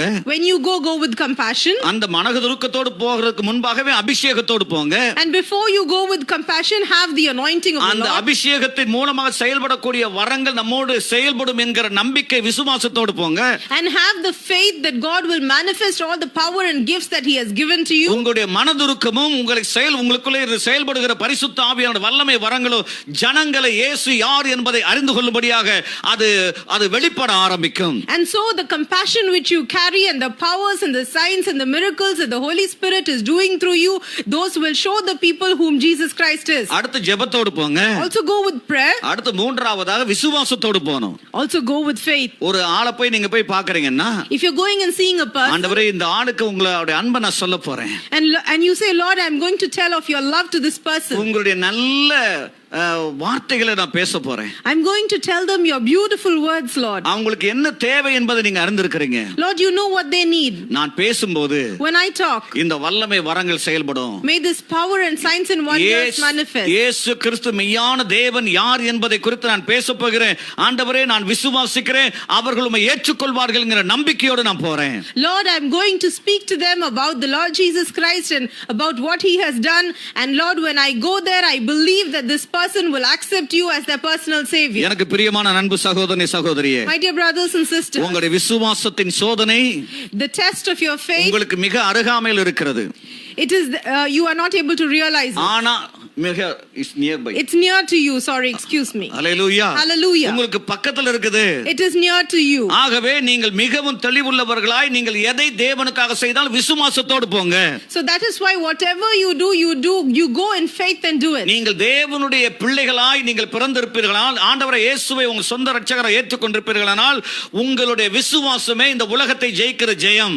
And if you are a child of God and you have accepted Jesus Christ as your personal savior, your faith is the only thing that is going to bring you victory. 1 யோவான் 5ஆம் அதிகாரம் 4ஆம் வசனத்தை இதைதான் சொல்கிறது. If you look at 1 John chapter 5 verse 14. நம்முடைய விசுவாசமே உலகத்தை ஜெயிக்கிற ஜெயம். வாசிக்க வேண்டாம். Yeah. Our faith is that which has victory over the world. Hallelujah. Hallelujah. Hallelujah. Hallelujah. ஆண்டவரே இயேசுவும் விசுவாசத்தோடு தான் ஜனங்களை சந்தித்தார். And the Lord Jesus Christ with faith he went and approached people. ஆண்டவர் இந்த விசுவாசத்தை எப்படி கற்றுக் கொடுத்தார் என்றால், And how the Lord Jesus Christ taught us this faith? தேவனிடத்தில் விசுவாசம் உள்ளவர்களாய் இருங்கள் என்றார். He said have faith in God. அதேபோல அந்த வசனத்தை இன்னும் அதிகமாய் மொழிபெயர்த்தால், நீங்கள் தேவனுடைய விசுவாசம் உள்ளவர்களாய் இருங்கள். Faith of God. நீங்க தேவனுடைய விசுவாசம் உள்ளவர்களாய் இருங்கள் என்று சொன்னார். And if you look carefully at this verse, he says have the faith of God. ஏனென்றால் இந்த விசுவாசம் தேவன் ஒரு காரியத்தை சொன்னதை குறித்து மறுதடவை அது நடக்குமோ நடக்காதோ என்று யோசிக்கிறவர் அல்ல. For example, if God says a word, he is not going to think again, is it going to happen or not? அதேபோல In that same way, நாம் ஆண்டவரை குறித்து மற்றவர்களுக்கு சொல்ல போகும்போது, when we go and tell other people about ஆண்டவரை God, இயேசு கிறிஸ்துவை அவர்களுக்கு நாம் அறிமுகப்படுத்தும் போது, and when we introduce the Lord Jesus Christ to நம்முடைய them, விசுவாசத்தின் அளவுகோல் தான் நம்முடைய வாழ்க்கையின் ஆசீர்வாதத்தின் அளவுகோல். அதுதான் நம்முடைய வல்லமை வரங்கள் செயல்படக்கூடிய அளவுகோல். the measure of our faith is the measure in which our blessings come into our life, and the measure of our faith is that which shows the power and the signs and wonders that will manifest through our life. விசுவாசம் தான் உங்களுடைய ஊழியத்தை இன்னும் அதிகமாய் கட்டி எழுப்பும். Faith is the only thing that can establish your ministry. விசுவாசத்தின் மூலம் தான் உங்களுடைய வரங்கள் செயல்பட ஆரம்பிக்கும். And through faith alone your gifts will manifest. விசுவாசம் மாத்திரமே உங்களை ஜெயிக்க வைக்கிற ஜெயமுள்ள வாழ்க்கைக்குள்ள கொண்டு போகும். And only faith will take you into this victorious life. நீங்க அபிஷேகம் இல்லாம நீங்க விசுவாசித்தா, If you have faith without anointing, காலையில பாஸ்டர் ஜாக் அவர்கள் சொன்னது போல என்ஜின் இல்லாத ஒரு வண்டி மாதிரி. like Pastor Jack said in the morning, he said you will be like a car without an engine. நீங்க மிகப்பெரிய நல்ல ஜோடிக்கப்பட்ட கார், விலை உயர்ந்த கார் வாங்கி இருக்கலாம். You can buy a very costly and expensive car. உங்களுடைய காரை நீங்க டிரைவ் பண்ணுவதற்கு உள்ள போய் ஒன்னு டிரைவ் பண்ண முடியல, ஓபன் பண்ணி பார்த்தா உள்ள என்ஜின் இல்ல.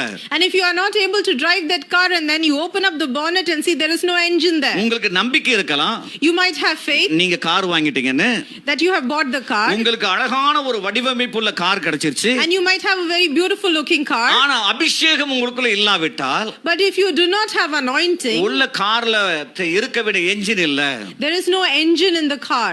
ஒரு சின்ன ஒரு காரியத்தை உங்களோடு நான் பகிர்ந்து கொள்கிறேன். I want to share with you something. ஒரு திருமணமான புதிதிலே ஒரு கணவன் மனைவி புதிதாய் திருமணம் செய்தவர்கள் இருவரும் ஒரு கண்காட்சிக்கு பொருட்காட்சிக்கு போகிறார்கள்.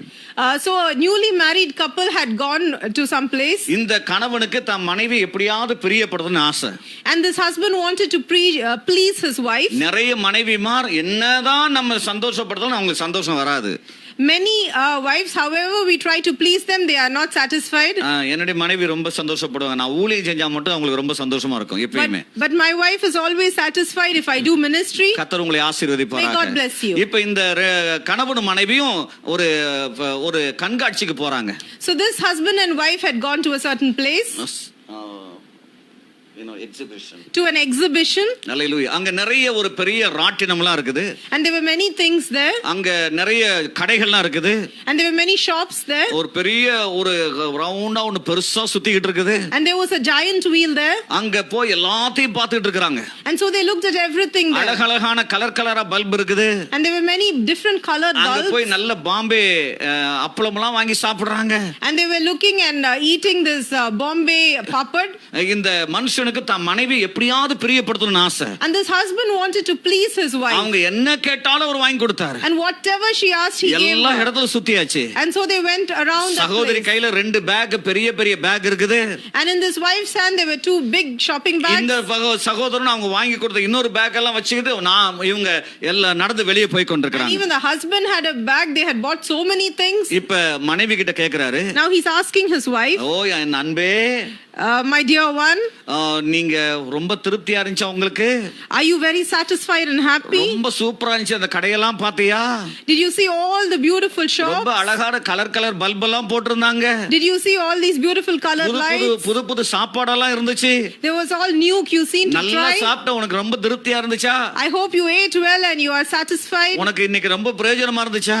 Was today good for you? இந்த அம்மா சொன்னாங்க, And this wife said, எல்லாம் கரெக்ட்பா, everything is correct. ரொம்ப நல்லா இருந்துச்சு. Everything was good. ஆனா ஒரே ஒரு காரியம் தான் எனக்கு பிடிக்கல. But only one thing I didn't like. அங்க ஏதோ ஒரு சத்தம் டபான்னு கேட்டுச்சு. ஒரே நாய்ஸியா இருந்துச்சு. There was one sound which was being repeated a lot and I didn't like that sound at all. அந்த சவுண்ட் டபான்ற sound. It was a dabba sound. அத கேட்டோனே எனக்கு ரொம்ப பிடிக்கலப்பா அது. And I didn't like that sound at all. அவங்க சொன்னாரு, ஐயோ அது என்னன்னு தெரியுமா உனக்கு? And he said, do you know what is உனக்கு that? அறிவு இருக்குதா? Do you understand what is நல்ல that? கலரா பல்ப் இருக்குன்னு சொன்னியே. You know, you saw these different colored lights. பெரிய ராட்டினம் எல்லாம் நீங்க போனியே. And you went in all these rides. எல்லாம் போய் பார்த்தியே. And you saw all these things. அதெல்லாம் இயங்குவதற்கு, you know, to run all these அந்த things. டபான் சவுண்ட் வருது பாத்தியா? You know that dabba sound? அந்த ஜெனரேட்டர்ல இருந்து வர சவுண்ட், அந்த கரண்ட் தான் ரொம்ப முக்கியமானது. That current which came through the generator that produced the sound is very important. அது மட்டும் இல்லைனா, and if that is not there, அந்த டபா சவுண்ட் மட்டும் வரலைனா, and if the dabba sound didn't come, இது எல்லாமே waste. all of this is waste. இன்னைக்கு நான் உங்களை பார்த்து சொல்றேன், so I want to tell you today, பரிசுத்த ஆவியானவர் கொடுக்கக்கூடிய அந்த வரங்கள், வல்லமைகள், அந்நிய பாஷை, இவைகள் எல்லாம் உங்களுக்குள்ளே காணப்படாமல் இருக்குமானால் நம்ம நடமாடுகிற ஒரு பிணத்தை போல ஆவிக்குரிய மனுஷன் காணப்படுவான். and if we do not have the power and the gifts of the Holy Spirit, then we are almost like a walking dead body. Hallelujah. Hallelujah. 3 காரியத்தை சொன்னேன். I've said 3 things. சுவிசேஷத்தை பிரசங்கிக்க போகும்போது, when you go to preach the gospel, மனதுருக்கத்தோடு போகணும், go with compassion, ஜெபத்தோடு போகணும், go with prayer, விசுவாசத்தோடு போகணும், go with faith. 4வதாக, fourth thing, சாந்தத்தோடும் and go with peace, நற்குணங்களோடும் போகணும். and go with good nature. நல்ல போகும்போது நல்ல யாரையாவது அடிச்சு மண்டையை உடைக்கிற மாதிரி ஒரு கேரக்டர் உள்ள ஆளு போய் சுவிசேஷத்தை சொன்னா என்ன ஆகும்? And if a person who wants to always kill the other people and to persecute the other people, if that person goes and tells the gospel, what will happen? வசனம் சொல்லுகிறது, if you look at the word, ஓநாய்களுக்குள்ளே ஆட்டுக்குட்டிகளை அனுப்புகிறது போல கர்த்தர் உங்களை அனுப்புறாரு. I am sending you like sheep into wolves. லூக்கா 10ஆம் அதிகாரத்துல அது எழுதப்பட்டிருக்குது. if you look at Luke chapter 10, இந்த நேரமானதுனால் நீங்க வாசித்துக் கொள்ளுங்க. லூக்கா 10ஆம் அதிகாரத்துல எடுத்து பாத்தீங்கன்னா 3ஆம் வசனத்துல, நான் உங்களை ஓநாய்களுக்குள்ள ஆட அனுப்புற மாதிரி அனுப்புறேன். so if you look at Luke chapter 10 verse 3, it says, I am sending you like sheep into the wolves. ஓநாயுடைய குணம் என்னது? what is the character of a wolf? அது ஆட பார்த்த உடனே அடிச்சு பீறி போடும், தின்று விடும். the moment it sees a sheep, it will attack it and it will eat it. அப்ப கடித்து குதறிடும், and it will bite it and it will torture it. இப்பேற்பட்ட ஓநாய்களுக்குள்ள ஒரு உலக தலைவனாய் இருக்கிறவன் யார் அனுப்பணும் தெரியுமா? and if you send somebody into these wolves, இந்த உலக the world leaders, the world leaders, எப்படி அனுப்புவாங்க? இதே ஒரு ஓநாய், this wolf, நம்ம அனுப்பணும்னா ஓநாயை விட ஒரு பெரிய மிருகத்தை தான் அனுப்பணும். if this world leaders are sending somebody amidst the wolf, they will send an animal which is more powerful than the wolf. ஆனா இயேசு கிறிஸ்து எப்படி அனுப்புனாருன்னா, but how Jesus Christ said, ஓநாய்களுக்குள்ள amidst the wolves, ஆடு அனுப்புனாரு. he sent a sheep. ஒரு பரிதாபமான ஒரு மிருகம், and it is a very innocent being. இந்த ஆடை அறுக்கிறதுக்கு கொண்டு போகும்போது கூட தான் எதுக்கு போறேன்னு கூட அதுக்கு தெரியாது. and when this lamb is being led to the slaughter also, it does not know where it is being led. நீங்க இந்த மட்டன் ஷாப்ல பாத்தீங்கன்னா ஒரு ஆடு அறுத்து தொங்கப்பட்டிருக்கும், மத்தெல்லாம் உயிரோட இருந்து கத்திட்டு இருக்கு, அது பேசாம அது தான் வேலையை பார்த்திருக்கும், அதுக்கே தெரியாது அடுத்து நம்மள தான் கட் பண்ண போறான்னு சொல்லி. so even if you look at a mutton shop, there will be the carcass of a lamb which is hanging there, and the other lambs will be looking at that, and they won't be shouting or making a noise, and they will not know that they are only going to be slaughtered அவ்வளவு next. சாந்தமானது. And they are so peaceful and quiet. அதே போலதான் ஆண்டவர் நம்மளை எப்படி அனுப்புகிறார் என்றால், And so how the Lord Jesus Christ is also சாந்தத்தோடு போய் sending us. ஊழியம் செய்யணும். With quietness of spirit you should go and do நிறைய பேர் ministry. எப்படி ஊழியம் செய்யறாங்க தெரியுமா? Many people, you know how they are doing போய் ministry. ஒரு கிராமத்துக்குள்ளே பட்டணத்துக்குள்ளே எங்க போனாலும், Wherever they go into a play in a village or a town, அவங்க ஒரு காரியத்தை செஞ்சு நானும் பெருசா நான் சாதிப்பேன்னு சொல்லி அவங்களுக்கு விரோதமா எழும்புகிற வார்த்தை பேசுவார்கள். and so they are saying that whatever those other people are doing, I will do better things than them, and they go with that attitude. ஆனால் வசனம் என்ன சொல்கிறது? But what the verse says, சாந்த குணத்தோடு போ, go with quietness of நல்ல spirit, குணத்தோடு போ. go with goodness of your இந்த ரெண்டு character. காரியமும் These two things, ஆட்டுக்குட்டியானவராக இயேசு கிறிஸ்துவின் குணாதிசயம். they are the two characteristics of the Lamb of God. அந்த ஆட்டுக்குட்டியானுடைய குணாதிசயம் என்னவென்றால், The characteristics of the Lamb of அந்த God, ஓநாய்க்குள்ள போகும்போது when they go amidst the wolves, தன்னுடைய நற்குணங்களை காட்டும்படியாக தேவன் அவர்களை அனுப்புகிறார். the Lord is sending them so that they can show their goodness and their nature. இன்னும் ஒரு சிலர் சொல்லுவாங்க, Some people also ஐயோ say, நான் ரொம்ப சிறு பிள்ளை, இப்பதான் ஆண்டவரை ஏற்றுக்கொண்டிருக்க, எனக்கு அதெல்லாம் முடியாதுன்னு சொல்லி. and they say that now only I have come to the Lord, I am a child in the Lord, I cannot do all these things. ஆண்டவருக்கு நேற்றைய விசுவாசிகளோ அல்லது 20-30 வருஷ விசுவாசிகள் என்ற எந்த கணக்கும் இல்லை. And for the Lord, it does not matter whether you have accepted him yesterday or you've been a believer for 20 years. என்றைக்கு ஒரு மனிதன் இயேசுவை தன் சொந்த ரட்சகராக ஏற்றுக்கொண்டானோ அடுத்த நிமிடமே அவர்களுக்கு ஒரு பொறுப்பு கொடுக்கப்படுகிறது, சுவிசேஷத்தை பிரசங்கிக்க வேண்டும் என்பதை குறித்து. The moment a person accepts Jesus as their personal savior, he has been given a responsibility to preach the gospel. ஒரு சிலர் சொல்லுவாங்க, Some people say, ஐயா என்கிட்ட நிறைய குறையெல்லாம் இருக்குது, I have many weaknesses, நான் என்னால போக முடியாது, I cannot go. நான் சரியான பிறகு போறேன், Once I become all right, then I will go. நான் ஊழியத்துக்கு தகுதியான பிறகு போறேன். Once I become eligible to do ministry, I will go. ஊழியத்துக்கோட மிக முக்கியமான எலிஜிபிலிட்டி ஒரு காரியம் எது என்று சொன்னா, You know one important eligibility to do ministry? நீங்க குறையுள்ளவர்களா இருந்தாலும் தேவனுடைய ஊழியத்தை செய்யும் போது கிறிஸ்து இயேசு உங்களுடைய குறைவுகள் எல்லாம் அவர் தன்னுடைய மகிமைக்குள்ளே அவர் தன்னை உங்களை பூரணப்படுத்தி விடுவார். Even if you are people with weaknesses, the Lord Jesus Christ will perfect you through his strength, and in your weakness his strength will be shown. ஒருத்தன் சொல்றான் விசுவாசத்துல ரொம்ப குறைவு உள்ள ஆளு, One person is saying I have very less faith, அவருடைய அவிசுவாசத்தை குறித்து ஆண்டவர் அதிக வேளையில கண்டித்திருக்கிறார். and many times the Lord Jesus Christ has rebuked him about his unbelief. ஒரே போட்ல ஆண்டவரை இயேசு கிறிஸ்து சீஷர்களும் போறாங்க. The disciples and Jesus Christ were going in a ஒரு boat, பெரிய அலை மோதுகிறது, காற்று அடிக்கிறது, புயல் வீசுகிறது, and there was a great wind and lot of waves were tossing the boat to and fro. எல்லாரும் அவங்களுடைய தனிப்பட்ட முயற்சியில அந்த போட்டை நிறுத்துறதுக்கு என்னென்னமோ பாடுபட்டாங்க, முடியல. And all the disciples were trying to stabilize the boat, and they were putting all their efforts into it. உடனே போய் ஆண்டவர்ட்ட கேக்குறாங்க, உங்களுக்கு என் மேல கொஞ்சம் கூட கவலை இல்லையா? So immediately they went to the Lord Jesus Christ and said, don't you have any care about us? மரணத்துக்கு பக்கத்துல நாங்க இருக்கிறோம். We are very close to death. ஐயோ என்னைக்கு தான் இந்த கொரோனா போதோ தெரியல. We don't know when this corona is going to உலகமே go. நடுங்கி கொண்டிருக்குது. The whole world is trembling. லேசா இருமலணும், ஐயோ நமக்கு கொரோனா இருக்கும், நம்ம டெஸ்ட் பண்ணி பார்க்கறோம். And if we have a little cough also, we are afraid that we might have got corona, and we start testing ourselves. லேசா தொண்டைக்கணும், ஐயோ எனக்கு கொரோனா வந்துருச்சு நம்ம நம்புறோம். நம்ம உலகத்துல எதை நம்ப கூட அதை தத்தனே நம்புறோம். And if we have a little bit of a sore throat, we think immediately we have got corona, and we believe we have got corona. In this world, what we should not believe, only that we are believing. நல்லா கவனித்துக் கொள்ளுங்க. Listen carefully. நம்ப வேண்டியதை விசுவாசிக்க வேண்டியவரை நம்ம விசுவாசிக்கல. We are not believing the person in whom we should have faith. இப்பொழுது அவர் நல்லா தூங்கிட்டு இருக்கிறாரு, தூங்குற மாதிரி நடிச்சாரு என்னன்னு தெரியல. And Jesus Christ was sleeping peacefully in the boat, or maybe he was pretending to be asleep, we don't know. இப்ப சீஷர்கள் எழுப்பின உடனே, and when the disciples woke him up, எடுத்தவன ஒன்னு செய்றாரு. The first thing he said when he was woken காற்றையும் up, கடலையும் அதட்டினார். and he said he rebuked the wind and the waves. இறையாதே அமைதலாயிரு என்று சொன்னார். And he said be still. அடுத்த பிறகு யார் அதட்டினார் தெரியுமா? And you know whom he rebuked next? அவிசுவாசி. The person who had unbelief. நல்ல கவனிங்க, அவிசுவாசமும் ஒரு புயல் போல, ஒரு காற்றை போல, ஒரு பயங்கரமான ஒரு ஆவி. Listen carefully, unbelief is also a spirit like this, violent wind and waves. நல்லா கவனித்துக் கொள்ளுங்க. Listen carefully. அவர்கள் எப்படி அதட்டினார், இவங்களையும் ஆண்டவர் என்ன செய்றார், அதட்டுகிறார். Like how the Lord rebuked the wind and the waves, he also rebuked his disciples. எவ்வளவு நாள் இப்போ உன் கூட இருப்பேன்? How many days will I be with you? எங்க உங்க விசுவாசம் எங்க போச்சு? Where is your faith? உங்க அவிசுவாசத்தினால தான் இதெல்லாம் நடக்குது. Because of your unbelief all these things are happening. ஒரு சில காரியத்துல பிசாசு துரத்த முடியல, வந்து கம்ப்ளைன்ட் வருது ஆண்டவர்கிட்ட. And in some places they were not able to drive out the demons, and so they complained and came to Jesus Christ. அந்த இடத்துல அந்த பிசாசு துரத்தி விட்ட பிறகு அடுத்த நிமிஷமே அந்த அவிசுவாசத்தை ஆண்டவர் துரத்தினார். And the moment the Lord had driven out the demons, the next thing he drove out of them was their unbelief. நல்லா கவனிச்சுக்கொள்ளுங்க.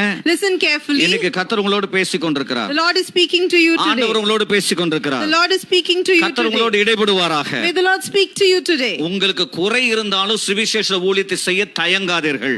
Even if you are having a weakness, do not hesitate to do the ministry of the gospel. இந்த உலகத்துல யாரு நிறைவுள்ள மனுஷன் இல்ல. There is no person who is perfect in the world. இந்த உலகத்துல யாரு சரியான நபர்கள் இல்ல. There is no perfect or correct person in this world. எப்ப நீங்க முழுமையா நீங்க நிறைவுள்ளவங்களா மாறுவீங்கன்னா பரலோகத்துக்கு போகும்போது தான். You will only become perfect when you go to heaven. நம்ம குறைவுள்ளவர்கள் என்று நமக்கு தெரியும். We know we are people with weaknesses. நம்ம குறைவுள்ளவர்கள் தெரிந்து கொண்டு தான். Even though you know we are people with weaknesses. ஆண்டவர் என்ன செஞ்சாருன்னா, you know what the Lord Jesus Christ did? அவர்களுக்கு பொறுப்பு கொடுத்தார். He gave a responsibility to them. இந்த உலகத்திலேயே ஊழியம் செய்ய தகுதி இல்லாத நபர்களா தான் அந்த சீஷர்கள் அந்த நிமிடத்தில் காணப்பட்டார்கள். If you look at that time, these disciples were people who had no eligibility to do ministry. என்ன செய்றாங்கன்னா, you know what they did? இன்னைக்கு மறுதலித்தாங்க. They denied Jesus. தான் செஞ்ச வேலையை திரும்ப செய்யறதுக்கு ஆண்டவர் பரலோகத்துக்கு போன பிறகு எல்லாம் தான் வேலையை பார்க்க போயிட்டாங்க. And the moment the Lord Jesus Christ was taken up to heaven, they went back to their work. என்ன நடக்குதுன்னு சொன்னா, but what happened? அவர்களை தான் தேடி போகிறார். But the Lord Jesus Christ went and searched for them. நீங்க இயேசுவை அறிந்து கொண்டது உண்மையானால், if you have believed in the Lord Jesus Christ, திரும்ப திரும்ப தேடி வந்துகிட்டே இருப்பார். then the Lord Jesus Christ will come after you again and again. எத்தனை தடவை விழுந்தாலும் திரும்ப வருவார். And how many times you have fallen also, he will again come for you. உங்களை கொண்டு செய்ய வேண்டியதை அவர் நிறைவேற்றியே தீருவார். And what he decides to do through you, he will definitely do it. உங்களுடைய வாழ்க்கையை நீங்க ஆண்டவருக்கு என்றைக்கு உங்களுடைய வாழ்க்கையை ஒப்பு கொடுத்தீங்களோ அடுத்த நிமிடமே ஒரு பொறுப்பை உங்களுக்கு கொடுக்கும்படியா தேவன் தேடிக் கொண்டிருக்கிறார். And the moment you have surrendered your heart to God and your life to God, he is seeking behind you to give you a responsibility. ஒரு சிலர் சொல்லுவாங்க, பாஸ்டர் நான் லேடி, நான் ஒரு பெண்ணா இருக்கிறேன், நான் போலாமா? And some people say that, pastor, I am a woman, can I go and do this work? Bible சொல்லுது இந்த பெண்கள் பேசக்கூடாதுன்னு சொல்லி இருக்குது. And the Bible says that the women should not speak. நல்லா கவனிங்க. Listen carefully. பெண்கள் பேசக்கூடாதுன்னா, if you say that a woman should not speak, அவங்க வீட்லயும் பேசக்கூடாது. that means they should not speak even in the house. Praise the Lord. Praise the Lord. உங்களை நான் பார்த்து பேசுகிறேன். So I'm looking at you and telling you today. அந்த அப்போஸ்தலர் நடபடிகளுக்கு முன்பாக லூக்காவிலும் யோவானிலும் அப்போஸ்தலர் நடபடிகளிலும் மிக முக்கியமான தேவனை பின்பற்றக்கூடிய சீஷிகள் இருந்தார்கள். If you look at Luke, John and the Acts, you see of many women disciples who followed Jesus. Magdalene மரியாள் ஆண்டவருடைய சீஷியாக இருந்தால், Magdalene Mary, she was a disciple and follower. உடனே இத கேட்காதீங்க, 12 பேர் தான சீஷர், இவங்களை ஏன் சேர்த்தீங்கன்னு சொல்லி கேட்காதீங்க. நீங்க கேட்கணும்னா பைபிள்ல தேடி பாருங்க, என்கிட்ட கேட்காதீங்க. Don't immediately say there were only 12 disciples, how come you are joining her in that count? அதுக்கடுத்து யோவன்னாள் சூசன்னாள் என்கிற சீஷிகள் இருந்தாங்க. And also Susanna and Joanna, they were also followers and disciples. என்கிற ஒரு ஊழியக்காரி இருந்தா.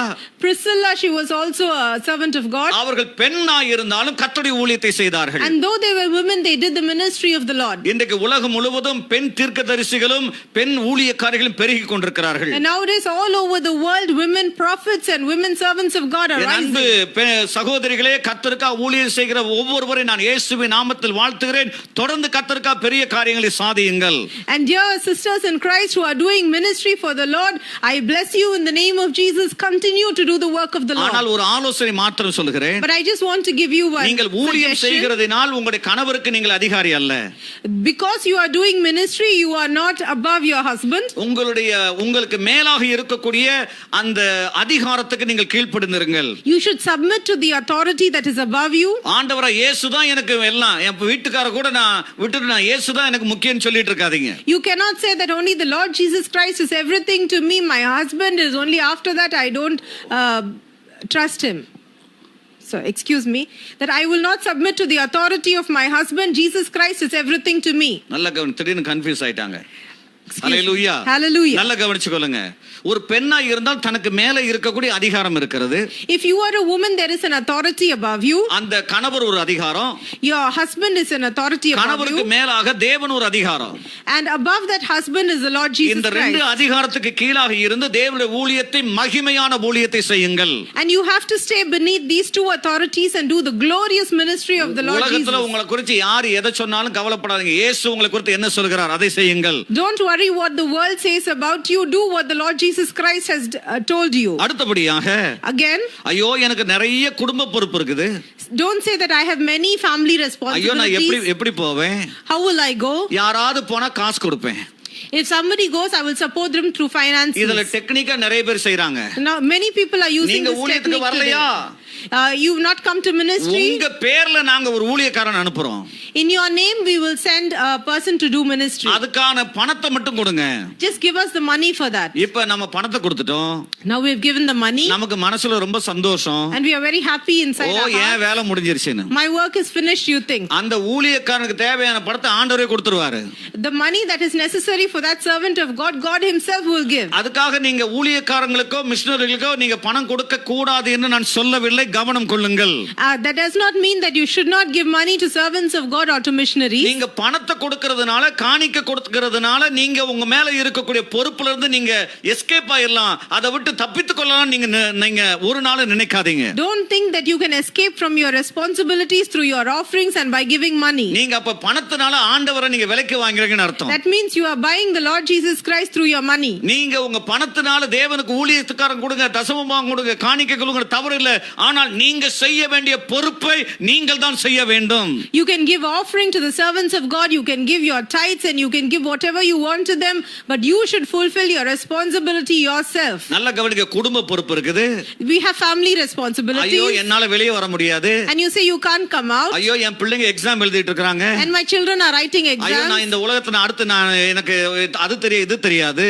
And I don't know so many things in this world. இப்படி சொல்லியே உங்களுக்காக கொடுக்கப்பட்ட அந்த ஊழியத்தை, உங்களுக்கு கொடுக்கப்பட்ட பொறுப்பை, உங்களுக்கு தேவன் கொடுத்த வரங்களை இழந்து போகாதிருங்கள். And do not lose the gifts of God and do not lose the responsibility that God has given you by going on saying and blaming it on other things. இந்த அப்போஸ்தலர் நடபடிகள் 8ஆம் அதிகாரத்திலே 5 அதேபோல 21:9 இந்த வசனங்களை நீங்கள் பார்ப்பீர்களானால், பிலிப்பு என்கிற சுவிசேஷகனுக்கு கன்னியாஸ்திரியாகிய 4 குமாரத்திகள் இருந்தார்கள். அவர்கள் எல்லாம் தீர்க்க தரிசனம் சொல்லுகிறவர்களாய் இருந்தார்கள். And if you see Philip had 4 daughters who prophesied. நல்ல கவனிங்க, அவங்க ஏன் தீர்க்க தரிசனம் சொன்னாங்க? Why they prophesied? அவர்கள் அபிஷேகத்தை வாசிக்க வேண்டாம். அவர்கள் அபிஷேகம் அவர்களை தேவனுக்குள்ளே நடத்தினது. Their anointing had led them into God. அவர்கள் தீர்க்க தரிசன அபிஷேகத்தை பெற்றிருந்தார்கள். And they had got the gift of prophecy. அந்த தீர்க்க தரிசன ஊழியத்தை செயல்பட்டு கொண்டிருக்கும்போது, and they started to do the ministry of prophecy. தீர்க்க தரிசனம் சொல்லுகிறதினால், and because they prophesied, தேவனுடைய ராஜ்யத்தை கட்டிக் கொண்டிருந்தார்கள். they built the kingdom of God. நல்லா கவனிச்சுக்கொள்ளுங்க. Listen carefully. அதுல எழுதப்பட்ட கன்னியாஸ்திரிகளாய் ஸ்திரீகள். It is written that 4 unmarried virgin daughters. ஆகவே கன்னியாஸ்திரிகள் தான் ஊழியம் செய்யணும், மத்தவங்க ஊழியம் செய்ய கூடாதுன்னு நினைக்காதீங்க. Don't think that only unmarried people can do ministry. Everybody பரிசுத்த ஆவியானவர் உங்களை பயன்படுத்த விரும்புகிறார் சகோதரிகளே. Dear women, dear sisters in Christ, the Lord is choosing to use you. ஆண்டவர் உங்களை வல்லமையாக பயன்படுத்த விரும்புகிறார். He wants to use you powerfully. என் மனைவி நன்றாக தீர்க்க தரிசனம் சொல்லுவார்கள். My wife tells prophecy. நல்ல வழிபாட்டு வரம் அவங்களுக்குள்ள இருக்குது. And she has the gift of revelation. நல்ல கவனிங்க. இத வாங்கி வைத்துக் கொண்டு இவர்கள் பயன்படுத்தாமல் இருந்தால், if she just receives this but does not use it, அந்த வரங்களை வல்லமை கொடுத்த தேவன் இவர்களிடத்தில் கண்டிப்பாக கணக்கு கேட்பார். then definitely the Lord who had given her this gifts and this power will ask account of her. ஒரு நாளும் அவர்கள் என் கணவர் ஊழியம் செய்கிறார், ஆகவே நான் அவருக்கு உதவி செய்து கொண்டிருந்தேன் என்று சொல்லி தங்களை தப்பித்துக் கொள்ள முடியாது. She cannot give an excuse saying my husband is doing the ministry, so I will just be supportive to him, I will not do ministry. கர்த்தர் உங்களுக்கு இதை கொடுத்திருந்தால் நீங்க தேவனுக்காக அந்த காரியங்களை செய்தே ஆக வேண்டும். வேண்டும். If God has given you these things, you have to do great works for God. உங்களுக்கு போக விருப்பம் இல்லைனாலும் போகணும். Even if you do not have the desire to go, you have to go. குடும்ப பொறுப்பு இருந்தாலும் போகணும். Even if you have family responsibility, you have to எனக்கு go. ஊழியம் பிடிக்கலன்னு சொன்னாலும் ஊழியம் செய்ய போகணும். Even if you do not like to do ministry, you have to go to do ministry. அநேகருக்கு உள்ள போகும்போது ஊழியத்துக்கு போக உள்ள சந்தேகம் வந்துரும். Many people when they go into ministry, they have doubts inside them. ஐயோ நான் விரும்பாத ஜனங்களாச்சு அவங்க. I think that I don't like these people. அவர்கள் என்னை ஏற்றுக்கொள்ள மாட்டாங்க. And these people will not accept me. அவர்களை நான் ஏற்றுக்கொள்ள மாட்டேன். And I also cannot accept நான் them. இதெல்லாம் செய்ய மாட்டேன். So I don't want to do this. அப்படி நீங்க சொல்லிக் கொண்டிருந்தாலும் Even if you say like this, நீங்க தேவனுடைய ஊழியத்தை அந்த ஜனங்களுக்கு செய்துதான் ஆகணும். you still have to minister to these people. Hallelujah. Hallelujah. Hallelujah. Hallelujah. இன்னும் ஒரு சிலர் என்ன செய்வாங்கன்னா Still some other people, நான் எங்க சபையில நான் சேர் பெஞ்ச் எல்லாம் தூக்கி போடுறேன். I will go and arrange the things inside the ஏன் church. ஊழியம் அதுதான். That is only my ministry. ஏன் ஒரு சகோதரன் என்கிட்ட சொன்னாரு. One brother came and said to me, என்ன ஏங்க நான் ஓயாம நீங்க மேடையில ஏத்தாதீங்க. don't go on asking me to go onto the pulpit. என்னுடைய அழைப்பு அதெல்லாம் இல்ல. That is not my calling. நல்லா கவனிச்சுக்கொள்ளுங்க. Listen carefully. நீங்க அந்த அழைப்பு இருதோ இல்லையோ கர்த்தருக்கு ஊழியம் செஞ்சு ஆகணும். Whether you have that calling or not, you have to do ministry for உங்களுடைய God. காலிங் எப்ப உங்க அழைப்பு எப்ப வந்துச்சு தெரியுங்களா? You know when your calling had come? இயேசு கிறிஸ்துவை உங்கள் சொந்த இரட்சகரா ஏற்றுக்கொண்ட அடுத்த வினாடியே உங்களுக்கு ஒரு அழைப்பு இருக்கிறது, சுவிசேஷத்தை பிரசங்கிக்க வேண்டும் என்பது. The very second that you accepted the Lord Jesus Christ as your personal savior, you got the calling to preach the gospel. ஒரு சிலர் சொல்லுவாங்க நான் என் ஊருக்குள்ள மட்டும் தான் என் அழைப்பு ஊழியம் இருக்குதுன்னுவாங்க. Some people say my calling is only amidst my people, amidst my city. நான் வேற யார் கூடயும் நான் போய் நான் கலந்து கொள்ள மாட்டேன். So I will not go and mix with other people. ஆனா அப்போஸ்தலர்களும் But the apostles தீர்க்கதரிசிகளும் and the prophets, உலகம் முழுவதும் போனாங்க. they went all over the world. உலகம் முழுவதும் போனாங்க. They went all over the world. நீங்க உலகம் முழுவதும் போணும். And you should go all over the world too. அறிவிக்கப்படாத இடங்களுக்கு போணும். You should go to places where they do not know உங்களை about நீங்க Christ. ஏமாத்தி கொண்டிருக்காதீங்க. Do not deceive yourself. ஐயோ இந்த இடத்துல மட்டும் தான் கர்த்தர் என் ஊழியத்தை வச்சிருக்காரு. Don't say that the Lord has kept my ministry limited to this place. உங்களை நீங்க சுருக்கி கொள்ளாதீங்க. Don't limit yourself. ஊர்ல ஒருத்தன் கிட்டத்தட்ட ஒரு 500 கிலோமீட்டருக்கு முன் இடையில ஒரு ஆள் வந்து வியாதிப்பட்டு கிடக்குற அவங்கள கூப்பிடுறானா, ஐயோ அங்கெல்லாம் நான் வந்து ஜெபிக்க முடியாது. ஏன்னா ஏன் அழைப்பு அங்க இல்லைன்னு சொன்னீங்கன்னா அந்த மனுஷன் செத்து போனா உங்ககிட்ட ஆண்டவர் கணக்கு கேட்பாரு. So suppose there is a person who's 500 kilometers away from where you stay and they call you to pray for that person, and if you say no I cannot go and pray for that person because my calling is not in that area, it is only in this area, and if that person dies the Lord will ask account of his life from you. ஒரு சிலர் சொல்லுவாங்க உங்களுக்கு எங்க சத்தியத்துக்கு அந்த சத்தியத்துக்கு ஒத்து போகாது, ஆகவே நான் அவங்க கிட்ட போக மாட்டோம். Some people say that my doctrine does not agree with their doctrine, so I will not go and talk to them. அவங்கள வேற மாதிரி ஆளு. Those are different type of people. இன்னைக்கு நிறைய பேர் வந்து அந்த அடிபட்டு கிடக்கக்கூடிய அந்த வழிப்போக்கனை போல அதை பார்த்து விலகி போன பிரதான ஆசாரியனை போலவும் லேவியனை போல காணப்படுறாங்க. And so many people are like the person who was wounded by the side of the road, and the Levite and the priest, they went and they saw him and they turned their face away. Many people are like that today. ஊழியர்களிடத்துல விசுவாசிகள்ட்ட இருக்கக்கூடிய காரியம் என்னவென்றால் அவங்க ஏன் சபையை சேர்ந்தவங்க இல்ல, அவங்க என்னுடைய உபதேசத்தை சேர்ந்தவங்க இல்ல, அவங்களை எனக்கு பிடிக்காது, நமக்கு அவங்களுக்கு ஒத்து போகாதுன்னு சொல்லி அநேகர் தங்களுடைய ஊழியத்தையும் தங்களுடைய அழைப்பையும் கெடுத்து கொண்டிருக்கிறார்கள். Many people are spoiling their calling and spoiling their ministry because they are saying that the other people, they are not having the same doctrine that I have, they are not I do not like them, and so they do not want to go and associate with them. நான் முடிக்க போகிறேன். I'm going to close. இந்த அடுத்தபடியா கடைசியாக at the end, if you look at the last thing, என்ன நடந்தாலும் போகணும். whatever happens you should go. என்ன சூழ்நிலை இருந்தாலும் போகணும். Whatever the circumstances you should go. சூழ்நிலை உங்களுக்கு சாதகமா இல்லைனாலும் சுவிசேஷத்தை பிரசங்கிப்பது உங்க மேல ஏன் மேல விழுந்த கடமை. Even if your circumstances are not suitable to you, still you have to go and preach the gospel. It is our responsibility. இந்த காரியத்துக்கு நீங்கள் ஒத்து போனா, and if you accept this work of God, தேவன் உங்களை வல்லமையாய் பயன்படுத்துவார். God will use you mightily. கர்த்தர் உங்களை அதிசயம் அற்புதத்தை செய்யக்கூடிய ஊழியத்தில் கொண்டு போவார். God will take you into the ministry of தேவன் உங்களோடு இணைந்து அவர் செயல்பட ஆரம்பிப்பார். God will join with you and he will start to manifest. எந்த சூழ்நிலையிலும் ஆண்டவருக்காக எழும்பி நிற்க நீங்கள் தயாராக நீங்கள் காணுங்கள். Be ready to stand for the Lord in any circumstance. இந்த 10ஆம் அதிகாரத்திலே அப்போஸ்தலர் நடவடிக்கைகள் எழுதியிருக்கிற வசனத்தை நான் திரும்ப வாசிக்க போகிறேன். I'm going to read Acts chapter 10 again. இந்த அப்போஸ்தலர் நடவடிக்கைகள் 10ஆம் அதிகாரம் 38ஆம் வசனம் சொல்கிறது. If you look at Acts chapter 10 verse 38, நசரேயனாகிய இயேசுவை how the Lord anointed the Jesus of Nazareth, தேவன் பரிசுத்த ஆவியினால் வல்லமையினாலும் அபிஷேகம் பண்ணினார். how God anointed Jesus with the Holy Spirit and power, தேவன் அவருடனே கூட இருந்தபடியினாலே because God was with him, அவர் நன்மை செய்கிறவராகவும் he went around doing good பிசாசின் வல்லமையிலே அகப்பட்ட யாவரையும் குணமாக்குறவராய் சுற்றித் திரிந்தார். and healing all who were under the power of the devil. அதே ஆண்டவராய் அதே பரிசுத்த ஆவியானவர் And that same Holy Spirit நமக்கு கொடுக்கப்பட்டிருக்கிறது.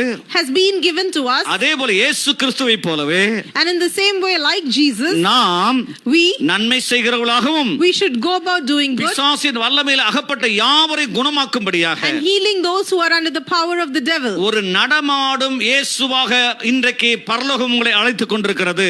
Heaven is calling you nowadays to be a walking Jesus. நீங்கள் நடமாடுகிற இயேசுவாக மாற வேண்டும். இன்றைக்கும் இயேசு இந்த உலகத்தில் இருப்பாரானால் என்ன ஊழியத்தை செய்வாரோ அதே போல செய்யும்படியாக இன்றைக்கு இந்த ராத்திரி வேளையில் கர்த்தர் உங்களை அழைக்கிறார். Tonight God is calling you to do the same kind of things that Jesus would do when he was on this earth. பரிசுத்த ஆவியானவர் உங்களை தொடுவாராக. May the Holy Spirit touch you. இதை கேட்டுக்கொண்டு என் அன்பு சகோதரனே சகோதரியே, My dear brothers and sisters, உங்களுடைய வாழ்க்கை தேவனுக்கு என்று அர்ப்பணியுங்கள். surrender your life to இந்த God. கடைசி நாட்களிலே In these end days, இந்த லாக்டவுன் இருக்கக்கூடிய நேரத்தில் during this time of lockdown, அதிகமாய் தேவனுடைய சமூகத்தில் காத்திருந்த அவருடைய வல்லமை வரங்களை பெற்றுக்கொள்ளுங்கள். wait in the presence of the Lord more and receive his power and gift, காயப்பட்டு கிடக்கிற ஜனங்களுக்காக, so that you can go to the wounded, இந்த வியாதியோடு கிடக்கிற ஜனங்களுக்காக, so that you can go to the sick, எங்கிருந்தாலும் நமக்கு நன்மை வருமா என்று சொல்லி கதறிக்கொண்டிருக்கிற ஜனங்களுக்கு to the முன்பாக people who are waiting for good. நீங்க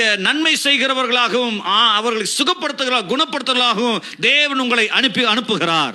God is sending you to go about doing good and to bring healing to them. அந்த வல்லமை வரங்களை உங்களுடைய வாழ்க்கையில உங்களுடைய ஆவிக்குரிய வாழ்க்கையில அதை கொண்டு வரும்படியா பிரயாசப்படுங்கள்.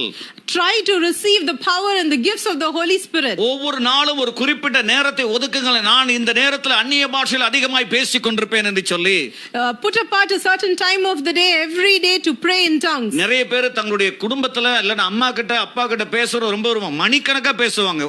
Many people will want to speak to their parents for hours together. அந்த அடுப்புல வச்சிருக்கிற அந்த சட்டியே உருகி போனாலும் இவங்க பேச்ச நிறுத்த மாட்டாங்க. And though the vessel which you have kept on the stove is completely burnt, still they will not stop talking. நல்லா கவனிங்க. Listen carefully. நம்ம வேற ஏதாவது பிரியமானவங்க கிட்ட அவ்வளவு பேசுறோமே. If we are talking to our beloved people for so long, நமக்காக ஜீவனை கொடுத்த the Lord Jesus who has given his life for us, நமக்காக அவர் வல்லமை வரங்களை கொடுத்த பரிசுத்த ஆவியானவரோடு and the Holy Spirit who has given power and gifts to us, மணிக்கணக்காக பேச அவருடைய தன்மை நமக்குள்ள வந்துரும். you have to talk with the Holy Spirit for hours and hours, and then his nature will come into us. அதிகமாக நீங்கள் தேவனுடைய சமூகத்தில் காத்திருக்க நீங்கள் அதிகமாய் அவரை போல மாறி விடுவீர்கள். As you wait on the Lord more and more, you will transform to be like him. அவருடைய சுபாவம் நமக்குள்ள வந்து விடும். His nature will come into us. மன்னிக்காதவர்களை நாம் மன்னிப்போம். Those we do not forgive, we will start to forgive. ஏற்றுக்கொள்ள முடியாதவர்களை ஏற்றுக்கொள்வோம். Those we cannot accept, we will start to அவருடைய வருகை accept. சீக்கிரமா இருக்கிறபடியால் Because his coming is soon. நாம் அவரோடு சேர்ந்து போகும்படி அவரோடு சேர்ந்து நாமும் தூதர்களுடைய பரிவாரங்களோடு போகும்படியாக ஜனங்களையும் ஆயத்தப்படுத்தி நாம் கடந்து செல்ல ஆயத்தப்படுவோம். தேவன் உங்களை ஆசீர்வதிப்பாராக. We should be ready ourselves, and we should also make many people ready to go with him when he comes with his hosts of angels. நீங்கள் ஒத்துக்கொண்டால், if you accept, நீங்கள் अनेक வியாதியஸ்தரை சுகமாக்க போகிறீர்கள். you can heal many people who are अनेक sick. பிசாசு பிடித்தவர்களை சுகமாக்க போகிறீர்கள். You can drive out many demons. अनेक வியாதிகளை சுகமாக்க You போகிறீர்கள். can heal many diseases. अनेक உடைந்த குடும்பங்களை கர்த்தர் கட்டி எழுப்ப போகிறார். You can restore again through God many broken families. அநேகருடைய வாழ்க்கையில் தேவன் அற்புத அடையாளங்களை உங்கள் மூலம் செய்வார். Through you God will do many signs and wonders in many people's lives. பிரச்சனைக்குள்ளே சிக்கிக் கொண்டிருக்கிற இந்த உலகத்தை காப்பாற்றும்படியாக இயேசு கிறிஸ்து தன்னுடைய வல்லமையும் வரத்தையும் சுமந்து கொண்டு போகிற ஒவ்வொருவரை கர்த்தர் இன்றைக்கு அறைகோல் விட்டு இன்றைக்கு உங்களை அழைக்கிறார். The Lord is calling you to come out of your houses and go into a world which is struggling and which is in difficulty. நீங்கள் உங்களுடைய கரங்களை விரித்துக் கொள்ளுங்க. Let us all stretch out our hands ஆண்டவர்கிட்ட கேளுங்க. and ask the Lord. நான் இப்ப முடிக்க போறேன். I'm going to close now. இன்னும் ஒரு சில நிமிடத்துக்குள்ள நாம் இந்த வல்லமை முகாம் முடிய போகிறது. In a few minutes this power camp is going to end. கர்த்தருடைய ஊழியர்கள் எத்தனை பேர் தன்னுடைய தேவனுடைய வார்த்தையை கொண்டு வந்தார்களோ, all the servants of God who have brought the word of God to you, அத்தனை பேரிடத்திலிருந்தும் நீங்கள் பெற்றுக்கொண்ட வார்த்தை தீர்க்க தரிசன வார்த்தை, தேவனுடைய செய்தி இன்றைக்கு உங்களுடைய வாழ்க்கையிலே தத்ரூபமாக அது நடக்க போகிறது. Whatever all the servants of God have said and the prophetic word they have given to you and the word of God that has been preached to you, all this is going to take place in your life. பரிசுத்த ஆவியானவர் உங்களை இப்பொழுது வல்லமை வரங்களினால் நிரப்ப விரும்புகிறார். Now the Holy Spirit desires to fill you with the power and gift. ஆண்டவராகிய இயேசு உங்களை தொட விரும்புகிறார். The Lord Jesus wants to touch you. பரிசுத்த ஆவியானவர் தங்களுடைய வல்லமை வரங்களை கடத்தி விட விரும்புகிறார். And the Holy Spirit wants to impart his power and gifts to you. கர்த்தர் உங்களை தொட போகிறார். The Lord is going to touch you. நீங்கள் இப்பொழுது காத்திருங்கள் தேவனுக்காக. Wait now for God. பரிசுத்த ஆவியானவரிடத்தில் கேளுங்க. And ask the Holy Spirit. எனக்கு வரங்கள் வல்லமைகள் வேணும். I want the power and the gifts. எந்த சூழ்நிலையில் நான் தேவனுடைய வார்த்தையை சுவிசேஷத்தை பிரசங்கிக்க என்னை நான் ஒப்புக் கொடுக்கிறேன் என்று சொல்லுங்க. I surrender and I will go and preach the gospel under any circumstances. நான் ஒரு நடமாடும் இயேசுவா என்னை மாற்றி விடுங்கப்பா. Change me into a walking Jesus. ஆண்டவரே நீ நன்மை செய்கிறவராய் சுற்றி தின்னது போல நாங்களும் நன்மை செய்கிறவராய் மாறுவோமாக.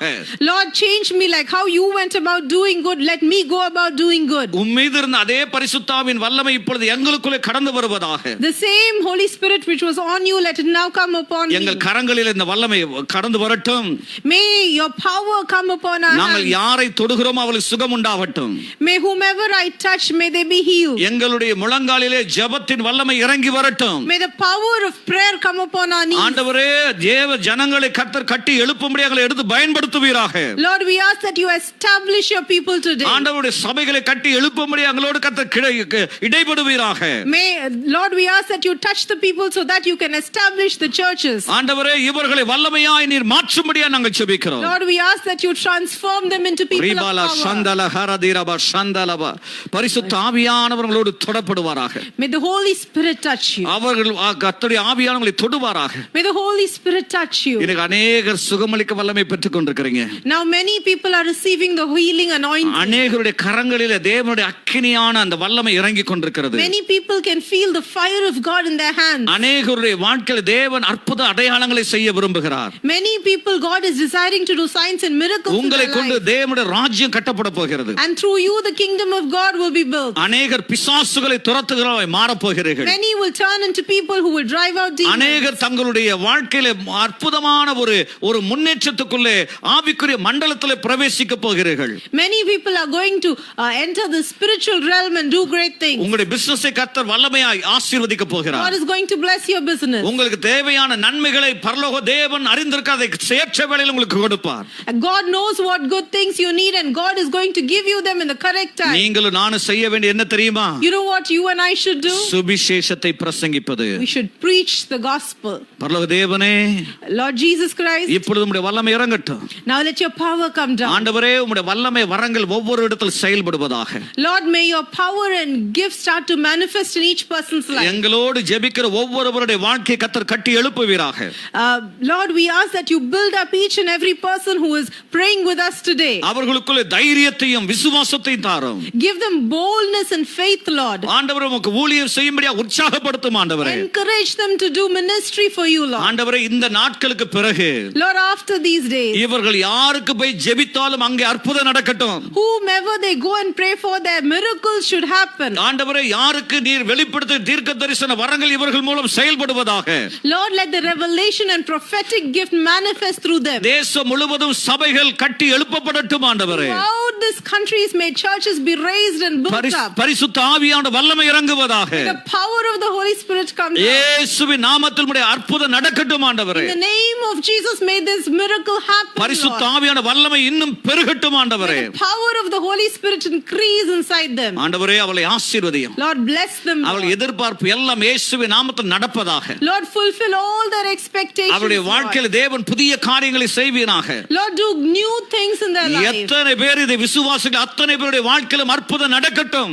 Lord, how many ever people believe in this? Lord, let all the signs and miracles happen in their life. இப்பொழுது இந்த நேரலையை பார்த்து கொண்டிருக்கிற ஒவ்வொருவருக்காக நான் ஜெபிக்கிறேன். Lord, I pray for each person watching this today. எந்த குடும்பத்தில் பிசாசின் போராட்டம் இருக்குமானால் அதை இயேசுவின் நாமத்தில் கடிந்து கொள்கிறேன். அது இயேசுவின் நாமத்தில் வெளியேறுவதாக. And if there is any demonic oppression in any family, I bind it in the name of Jesus and I say to you, get out in the name of Jesus. தீர முடியாத சரீரத்திலே வலி இருக்குமானால் இயேசுவின் நாமத்தில் சுகம் உண்டாவதாக. If there is any unending pain in the body, I say in the name of of the Lord Jesus, may healing come upon you. குழந்தை இல்லாதவர்கள் இயேசுவின் நாமத்திலே குழந்தை பாக்கியத்தை கர்த்தர் ரிலீஸ் பண்ணும்படியா நாங்கள் ஜெபிக்கிறோம். May those who have no children, I pray to the Lord to release a child to you today. இயேசுவின் நாமத்தினால In the name of பரிசுத்த Jesus. ஆவியானவரே, Holy Spirit, உம்முடைய அக்கினி இப்பொழுது இறங்கட்டும் ஒவ்வொரு வீடுகளுக்குள்ளே. let your fire come down on each house, Lord. ஒவ்வொரு வீடுகளுக்கு பரிசுத்த ஆவியின் வல்லமை இறங்குவதாக. Let your power come down in each house, O Lord. பில்லி சூனியத்தால் கட்டப்பட்ட ஒவ்வொரு குடும்பமும் இயேசுவின் நாமத்திலே இப்பொழுது கட்டவிழ்க்கப்படுவதாக. Lord, may every family which is bound by witchcraft be loosed in the name of O Jesus. வியாதியின் மூலமாக ஊழியர்களை தாக்கி இருக்கிற சத்துருவே அந்த வியாதிகளை எடுத்துக்கொண்டு இயேசுவின் நாமத்தில் வெளியேறும்படியா நான் கட்டளை கொடுக்கிறேன். Satan, you who are touching all the servants of God with various diseases, I tell you to right now take away those illnesses and get out of their lives right now. பரிசுத்த ஆவியானவரே, Holy Spirit, உம்முடைய மகிமையான வல்லமை let your power ஒவ்வொரு தெருக்களில் கடந்து போவதாக. go through every street, எல்லா Lord. கொரோனா வைரஸின் தாக்கத்தினால் இந்த பாதிக்கப்பட்ட ஒவ்வொரு சிட்டியிலையும் ஒவ்வொரு வில்லேஜஸ்லயும் ஒவ்வொரு டவுன்லயும் இயேசுவின் ரத்தம் தெளிக்கப்படுவதாக. May the blood of Jesus be sprinkled upon every village affected by coronavirus, over every city and over every nation. பரிசுத்த ஆவியானவரே, Holy Spirit, இப்பொழுது கர்த்தாவே உம்முடைய சமூகத்திலே நாங்கள் கேட்கிறோம். Lord, we ask in your presence today. இந்த கொரோனா வைரஸின் பாதிப்பினால் மருத்துவமனையில உயிருக்கு போராடி கொண்டிருக்கிற தங்களுக்கு பாதிப்பு வந்து விட்டது சொல்லி மருத்துவமனையில காத்து கொண்டிருக்கிற ஒவ்வொருவருக்குள்ளும் இயேசுவின் நாமத்துடைய வல்லமை கடந்து போவதாகப்பா. In the name of Jesus, Holy Spirit, may your power go upon each and every patient who are suffering in the hospitals. அந்த கொரோனா வைரஸின் எல்லா விதமான வல்லமையும் இயேசுவின் நாமத்தில் முறியடிக்கப்படுவதாக. I bind every power of the coronavirus in the name of the Lord Jesus. அவர்களுக்குள்ள ஜீவன் பிரவேசிப்பதாக. May life enter them, Lord. அநேக கர்ப்பிணி பெண்களை கர்த்தர் தொடுவீராகப்பா. May the Lord touch all pregnant ladies. இந்த காரியத்துல நமக்கு என்ன நடக்குமோ, குழந்தைக்கு என்ன நடக்குமோ என்று பயந்து கொண்டிருக்க ஒவ்வொருவரையும் கர்த்தர் இப்பொழுது விடுதலையாக்குவீராக. May the Lord deliver each person who is thinking what will happen to us during this time, what will happen to the child in our womb during this time. எல்லா பயத்தை கர்த்தர் நீக்கும்படியா நாங்கள் Lord, ஜெபிக்கிறோம். we ask that you bind all fear. ஒவ்வொரு சிறு பிள்ளைகளை கர்த்தர் தொடுவீராக. Lord, touch every child. ஒவ்வொரு வாலிபனை கர்த்தர் தொடுவீராக. Lord, touch every youth. ஒவ்வொரு வயது வந்தவர்களை தொடுவீராக. Lord, touch every elderly person. இயேசுவின் நாமத்தினால In the name of உம்முடைய Jesus. சுகம் இப்பொழுது ஒவ்வொருவருடைய சரீரத்திலும் உண்டாகும்படியா நாங்கள் May ஜெபிக்கிறோம். your healing be put on each and every person's body. Lord. தனிமையிலே போராடி கொண்டிருக்கிற ஒவ்வொரு கர்த்தர் விடுதலையாக்குவீராகப்பா. Lord, we ask that you might deliver each person who is I release the suffering in power of the Holy Ghost. நான் இயேசுவின் நாமத்தில் பரிசுத்த ஆவியான் வல்லமை கட்டவிழ்த்து விடுகிறோம் அப்பா. In the name of the Lord Jesus, I release the power of the Holy Ghost. இயேசுவின் நாமத்தில் ஒவ்வொருவரையும் தொடுவீராகப்பா. In the name of Jesus, touch each and every உம்முடைய person. சுவிசேஷத்தின் வல்லமை ஜனங்களை விடுதலையாக்கட்டும். May the power of your gospel deliver your people. ஆண்டவரே, மனதிலே கட்டப்பட்டவர்களை விடுதலையாக்கும். Lord, those who are bound in their minds, Lord, we ask that you deliver them. ஆண்டவரே, இந்த lockdown நேரத்துல மன ரீதியாய் பாதிக்கப்பட்டிருக்கிற ஒவ்வொருவரை இயேசுவின் நாமத்தில் விடுதலையாக்குவீராக. Lord, during this lockdown time, many people are suffering in their mind. Lord, we ask that you deliver them today. எங்கள் தேசத்தின் அரசாங்கத்துக்காக ஜெபிக்கிறோம். Lord, we pray for our government. எங்களுடைய தேசத்தின் கர்த்தாவே காவல்துறையில வேலை செய்கிறவர்களுக்காக நாங்கள் ஜெபிக்கிறோம். Lord, we pray for all those who are working for our country today in the police. ஆண்டவரே, எல்லா டாக்டர்ஸ் நர்சஸ்க்காக நாங்கள் ஜெபிக்கிறோம். Lord, we pray for all the doctors and nurses. ஆண்டவரே, ஒவ்வொரு ஸ்டூடண்ட்ஸ்க்காக நாங்கள் ஜெபிக்கிறோம். Lord, we pray for all the students. ஒவ்வொரு ஆசிரியர்களுக்காக ஜெபிக்கிறோம். Lord, we pray for all the teachers. ஆண்டவரே, ஒவ்வொரு கர்த்தாவே அதிகாரிகளுக்காக நாங்கள் ஜெபிக்கிறோம். Lord, we pray for all the authorities. எங்கள் தேசத்தில் ஒரு பெரிய எழுப்புதல் உண்டாவதாக. Lord, may there be a revival in our country. ஆண்டவரே, இந்த லாக்டவுனுக்கு பிறகு பரிசுத்த ஆவியானவர் உம்முடைய எழுப்புதல் எங்கள் தேசத்தில் பற்றி பிடிக்கட்டும் ஆண்டவரே. Lord, after this lockdown, may your revival take hold of our country. ஆண்டவரே, எங்கள் தேசத்தை ஆசீர்வதியும் அப்பா. God bless our country. எல்லா தேசத்தை விட ஆசீர்வதிக்கப்பட்ட தேசமா எங்கள் இந்திய தேசம் மாறுவதாக. Let our India country become more blessed than all the countries in the world. ஆண்டவரே, மற்ற தேசத்தையும் ஆசீர்வதிங்க. Lord, bless all the countries of the world. ஒவ்வொருவருடைய வாழ்க்கையில் கர்த்தர் பிரவேசிக்கும்படியாக நாங்கள் ஜெபிக்கிறோம். Lord, we ask that you enter into each and every இந்த உலகத்தில் எங்கெல்லாம் இயேசுவை குறித்து அறிவிக்கப்படாமல் இருக்க அத்தனை இடங்களிலும் இயேசுவை குறித்து அறிவிக்கப்படும்படியாக நாங்கள் ஜெபிக்கிறோம். Lord, wherever the gospel is not preached on this earth, may the gospel be now preached. கர்த்தர் கிருபை செய்வீராக. May the Lord have grace upon ஆண்டவரே, us. உமக்கு நன்றி அப்பா. Lord, we thank you. நீ நல்லவர் அப்பா. Lord, you're a good நீங்க அன்புள்ளவர் அப்பா. God. You're a loving நீர் வல்லமையுள்ளவர் God. அப்பா. You're a powerful God. இயேசுவின் நாமத்தினால In the name of உம்முடைய Jesus. வல்லமை இப்பொழுது ஒவ்வொரு இடத்திலும் கடந்து போகட்டும். May your power go to every place. ஒரு அற்புதத்தை Lord. கர்த்தர் செய்வீராக அப்பா. Lord, do this miracle. உடைந்து போன குடும்பங்கள் ஒன்று இணையட்டும். Lord, let the broken families be தேவனை restored. விட்டு பின்மாறி போன பிள்ளைகள் இயேசுவின் நாமத்தில் ரட்சிக்க All people who have backslidden come back to the Lord. ஆண்டவரே அவருடைய வாழ்க்கை கர்த்தர் மாற்றுவீராக. God change their life. இயேசு மெய்யான தேவன் என்பதை அறிந்து கொள்ள உதவி செய்வீராக. Let them know that the Lord is a true God. அவரை ஆசீர்வதிங்க. Bless them, Lord. ஆண்டவரே எங்கள் சந்ததியை Lord, our generation, உம்முடைய கரத்தில் ஒப்பு கொடுக்கிறோம். we give it into your hands. வரப்போகிற 2-3 கூட்டத்துக்காக ஜெபிக்கிறோம் ஆண்டவரே. Lord, we pray for the coming meeting. ஆண்டவரே சகோதரர்களுடைய வல்லமை முகாமுக்காக நாங்கள் ஜெபிக்கிறோம். And we pray for the women's meeting. ஆண்டவரே சிறுவர்களுடைய வல்லமை முகாமுக்காக நாங்கள் ஜெபிக்கிறோம். And we pray for the children's meeting. வாலிபர்களுடைய வல்லமை முகாமுக்காக நாங்கள் ஜெபிக்கிறோம். And for the youth meeting. என் தேவனீர் கிரியை செய்யும்படியாக நாங்கள் ஜெபிக்கிறோம். We ask, Lord, that you might உம்முடைய மகிமையின் பிரசன்னம் மூடிக்கொள்ளட்டும். May your presence come upon us. எங்களை ஆசீர்வதிங்க. Bless us, Lord. எங்களுக்காக ஜெபிக்கிற ஒவ்வொருவருக்காக நன்றி அப்பா. We thank you, Lord, for all the people அவர்களை who pray ஆசீர்வதியும். for us. Bless them, Lord. அவரை ஆசீர்வதியும். Bless them, Lord. இந்த வல்லமை முகாம் ஊழியம் இன்னும் தேசங்களுக்குள்ளே கடந்து போகட்டும். May this SAPC power camp go to all the nations. Pastor John பிரபை ஆசீர்வதிங்க. Bless Pastor John Prabhu. அந்த அவங்களுடைய டீம் ஆசீர்வதிங்க. Bless his team. Pastor Nirmala ஆசீர்வதிங்க. Bless Pastor Nirmal. அவருடைய டீம் ஆசீர்வதிங்க.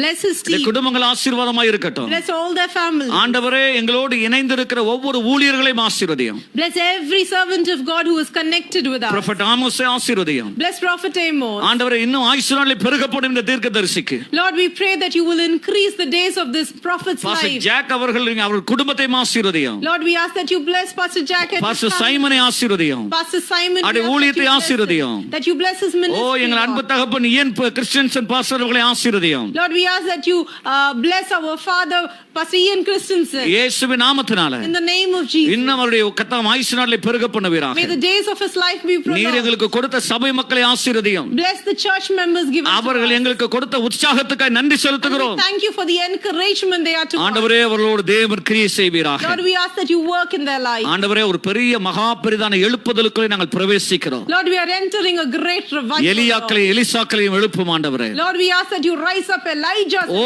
பவுலையும் பேதுருக்களையும் யோவான்களையும் எழுப்பும் ஆண்டவரே. Lord, we ask that you rise up Pauls and Peter. எங்கள் சொந்த கண்களுக்கு முன்பாக இந்தியா இயேசு கிறிஸ்துவின் நாமத்தில் உம்மை ஆராதிக்கிற ஒரு தேசமாய் மாறட்டும். Lord, in front of our own eyes, let India change into a country which worships you. Lord. இயேசுவின் நாமத்தில் வேண்டுகிறோம் பிதாவே. In the name of Jesus we pray. Amen. Amen.